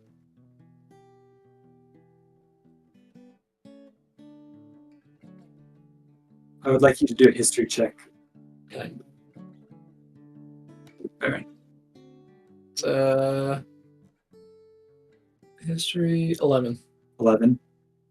You feel like you're trying to think, is there something that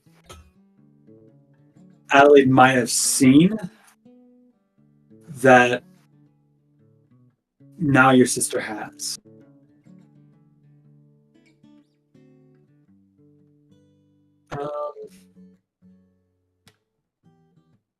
This says a certain kind of apparel, jewelry, furniture, tool, or weapon. Adelaide, do you remember seeing all those kids playing when we were back at the Vigil outpost in Felsau?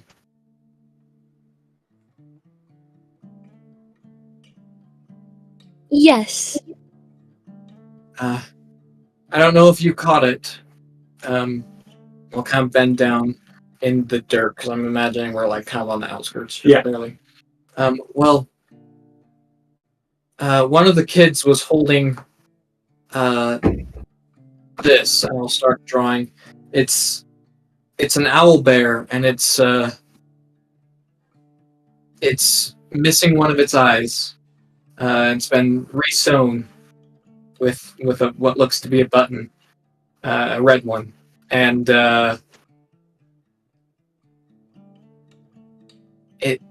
he has a suit on, and his name is Sir Archibald. I don't know if that's enough to give you it. Adelaide, make a history check. With that assistance of kind of something that specific, you can do it with advantage. Nice. Wait, a what check? History. Sorry, you guys have been having to remember a lot of things this episode. 13. Okay. With a 13, you remember that one of the girls that was at the Felsau Vigil outpost had been carrying a stuffed animal, and as he kind of explains it, you remember seeing this kind of cute little, it's actually not little, it's a fairly big stuffed bear, like a teddy bear sized owl bear, with one of its eyes missing, that has been restored with a red button and kind of the suit on. You remember what he's describing from a girl holding it when you first entered and saw them kind of running around. Now, I think that that's something that I can find. Let's see.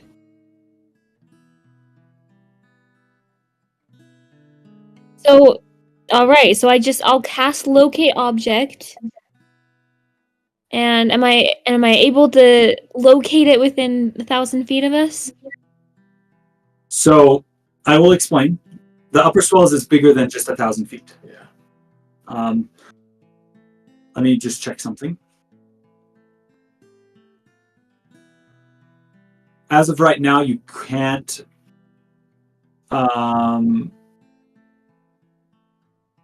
You can't feel it, but you know, like over the next little bit, you could, if you're able to get here. I should describe though, with the time that took you and the little bit of mishap going in a little bit different direction, having to hide a little bit more than you were hoping. The time is probably about like 1:30, almost 2 in the morning. So Doable. yeah, it's getting pretty close. Okay. I can You hold this spell for another 10 minutes. If you think you could move us into a closer direction, I think I might have a better luck finding it. Okay.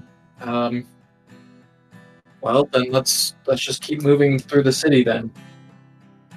Is the city more lit up? Like, I mean, it's still early, but is there people around now, or? By far less people here.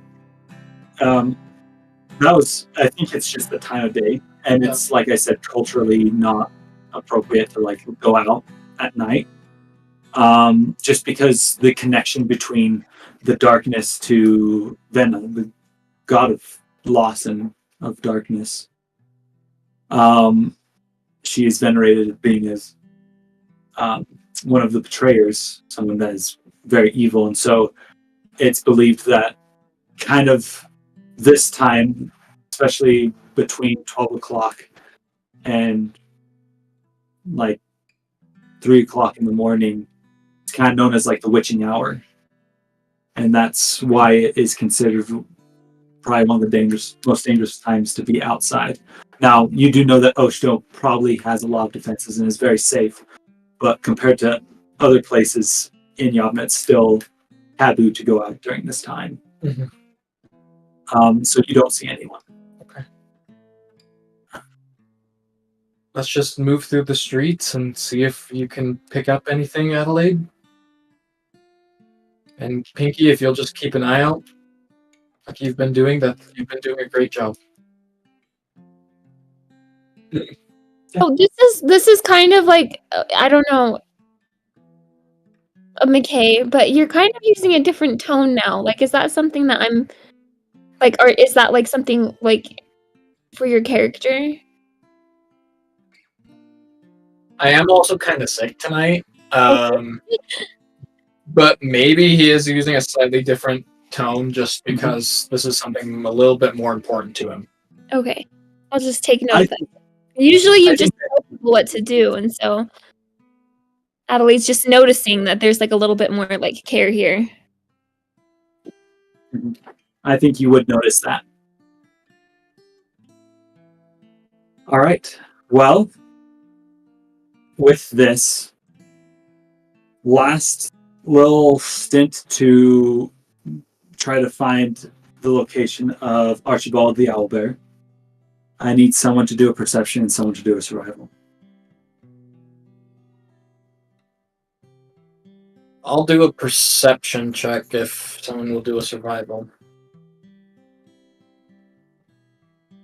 I can do survival.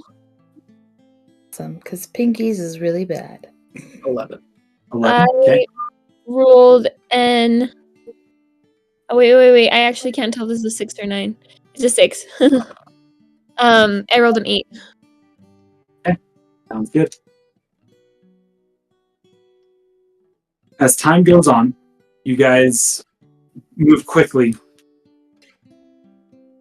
You're able to find what looks to be kind of the main street, and using the perception that you're given, you're able to start heading the direction correctly. As you continue going, eventually, Adelaide, you get almost that urge, that sense with casting the spell of the location. It's more towards the north of where you're at, and that as you feel that, you kind of motion your two compatriots to follow you. You all start heading towards that direction, and you feel almost in a sense drawn to this section of the Upper Swells. To kind of describe it, these buildings are of all different shapes and fashions like you saw, but these streets seem almost a little bit more well tended.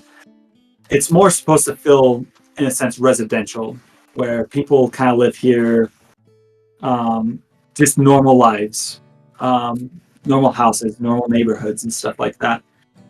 And as you approach this home, you can see what looks to be a large, almost manor-esque estate. Think almost kind of like the house that is off of Pride and Prejudice, that the lady grows up in, kind of that rough-hewn stone masonry with many rooms. And it's not huge or crazy lavish, but is quite large for what it is. You can see what looks to be a stable attached to the back of it. And on the second floor, in the window above the stable, you see what looks to be, or you feel what senses to be, the owl bear. Barren, it's in here. Which window is it? Can Adelaide just kind of point? Can she locate, like, the point where it is? Yeah. You'd sense it up there, as now that you're closer, it's a lot easier to kind of determine where it's coming from. I'll go ahead and grab some pebbles just off the cobble street. Please Some pebbles. fly to the window and look inside. Yeah, she can do that, and I'll climb up on the barn thing as she's just doing that. Adelaide, are you climbing up as well, or are you going to stay down? I'd probably ask Barren, would you like me to come with you? You can wait here. Alright. Sounds good. With that, Pinky, you fly up to the window, and then you climb up, and what you look inside, you see what looks to be the shape of not necessarily a young child, but more of a teenager, in one of the beds, human, softly sleeping. The lights are out. At this point, both of your dark visions have faded, but you can, through the lamp light of this town, you can see what looks to be the shape inside. Does it look like she's alone in the room? As you look in, yes, it's not like a huge room, but you see what looks to be a bed, a desk with a couple books on a shelf above it. You can see what looks to be like a wardrobe in one corner with some sort of like rug in the middle. It's basic and not crazy, but is definitely homely and comfortable. I'll just kind of lightly tap on the window. You see, as you kind of tap a few times, the figure kind of arouses, and as she kind of like looks and squints at the window, she sees that figures are outside and kind of is almost startled for a second there. And then it looks like the curiosity kind of gets the better of her, and she kind of approaches the window, and as she kind of presses her face up against it, you see Elise, your sister. Hey, Pinky, you can wait down below. It's okay.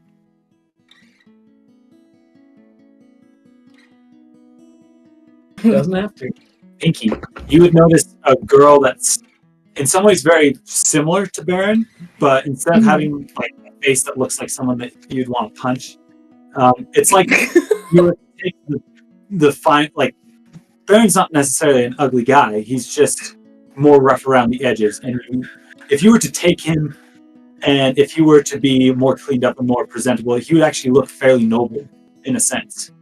This girl almost accentuates those features of like that style of look that he almost seems to have covered up with the way he looks. Not necessarily on purpose. It doesn't look like he's trying to hide anything, but he's just more gruff, more hard. It's almost like two sides of the same coin, seeing him, his sister and him. Both of them have the same violet eyes. She presses up and then she kind of glances at you and then she looks over at Pinky, seeing a literal fairy. She's like, okay, open the window. She'll go to open the window. Pinky, are you staying or are you heading out? Well, Pinky is going to say, you have really pretty eyes, just like I assume he's your brother. But it's nice to meet you. I'm Pinky. She's going to stick out her hand and want to shake her hand. What's your name? She rubs her eyes. Hi, Pinky, my name's Elise. Ooh. Chew. And Pinky's going to fly away. Give him some privacy. Is that, what are you doing here? I had to come see you. What time is it? I don't know. It's early. You Or late. came to see me? Well, yeah, I was worried about you. Oh, that's very sweet of you. Yeah, whatever. She kind of looks around, still kind of blinking the sleep away from her eyes. So how have you been? It's been almost 2 weeks now. I haven't seen you. I know they have me training, and I'm not supposed to be out here. So Ooh, that's. I mean, are you breaking the rules, or did you ask permission? I'll let you figure that one out. Barren, you're not supposed to get in trouble. I haven't gotten in trouble. What am I gonna do with you? Are they treating you well? Martin and Hazel are really nice. I've been able to start helping out with kind of chores around the house, just things that I'm kind of used to. But it's been fun because I get to hang out with little kids and play with them. Have they ever hit you or anything? No, they haven't. As she kind of makes eye contact with you, like nods, like they're good. I'm glad that you finally chose to do this. I'm only doing it because of you. And Druga.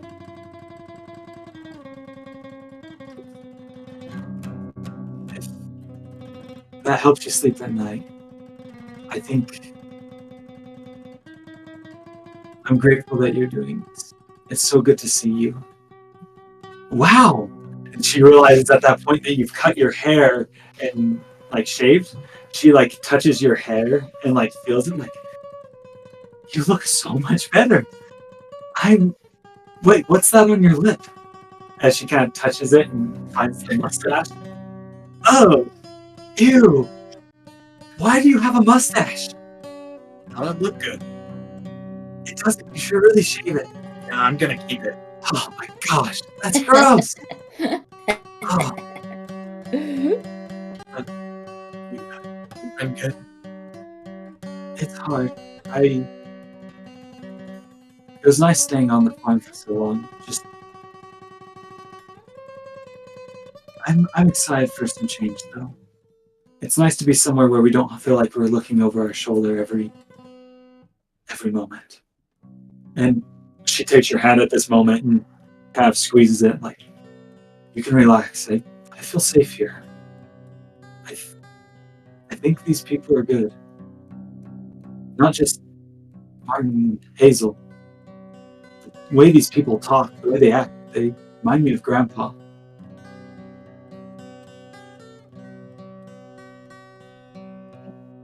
Yeah, I've seen it too. And you can learn a few pointers. Been a little hard on yourself the past few years.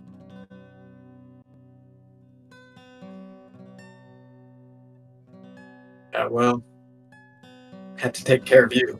You're a handful. I know. I'm good at it, though. And she gives you a wink now that her sleep is kind of faded. Well, are you going to get in trouble if they catch you? Probably. Okay. Well,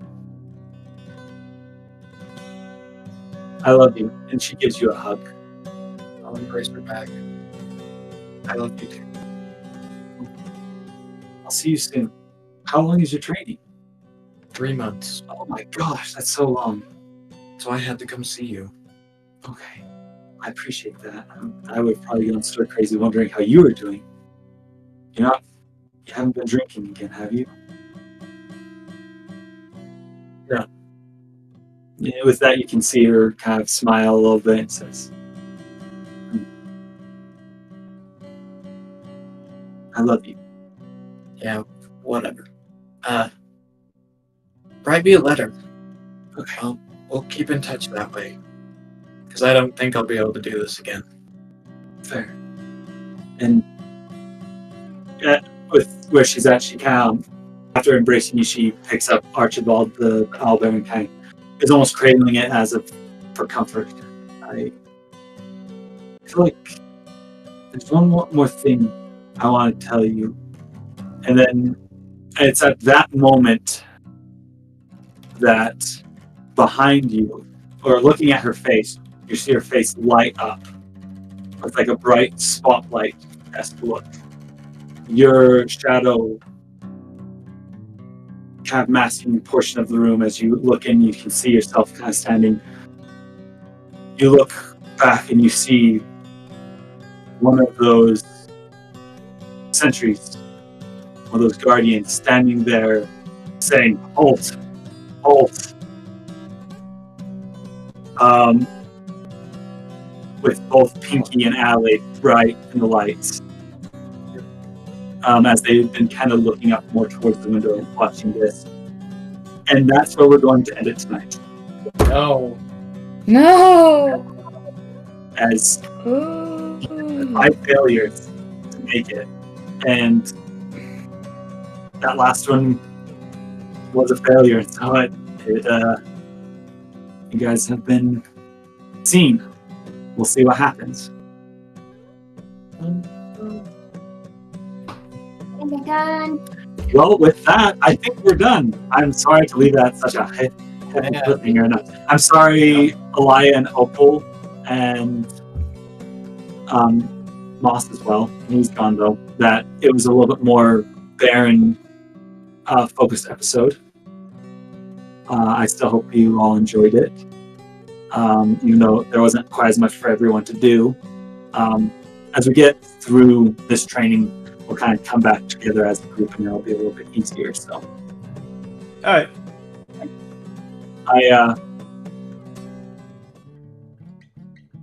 I hope that was fun, and thank you all for playing. Dungeon. And you. Good. Dungeon.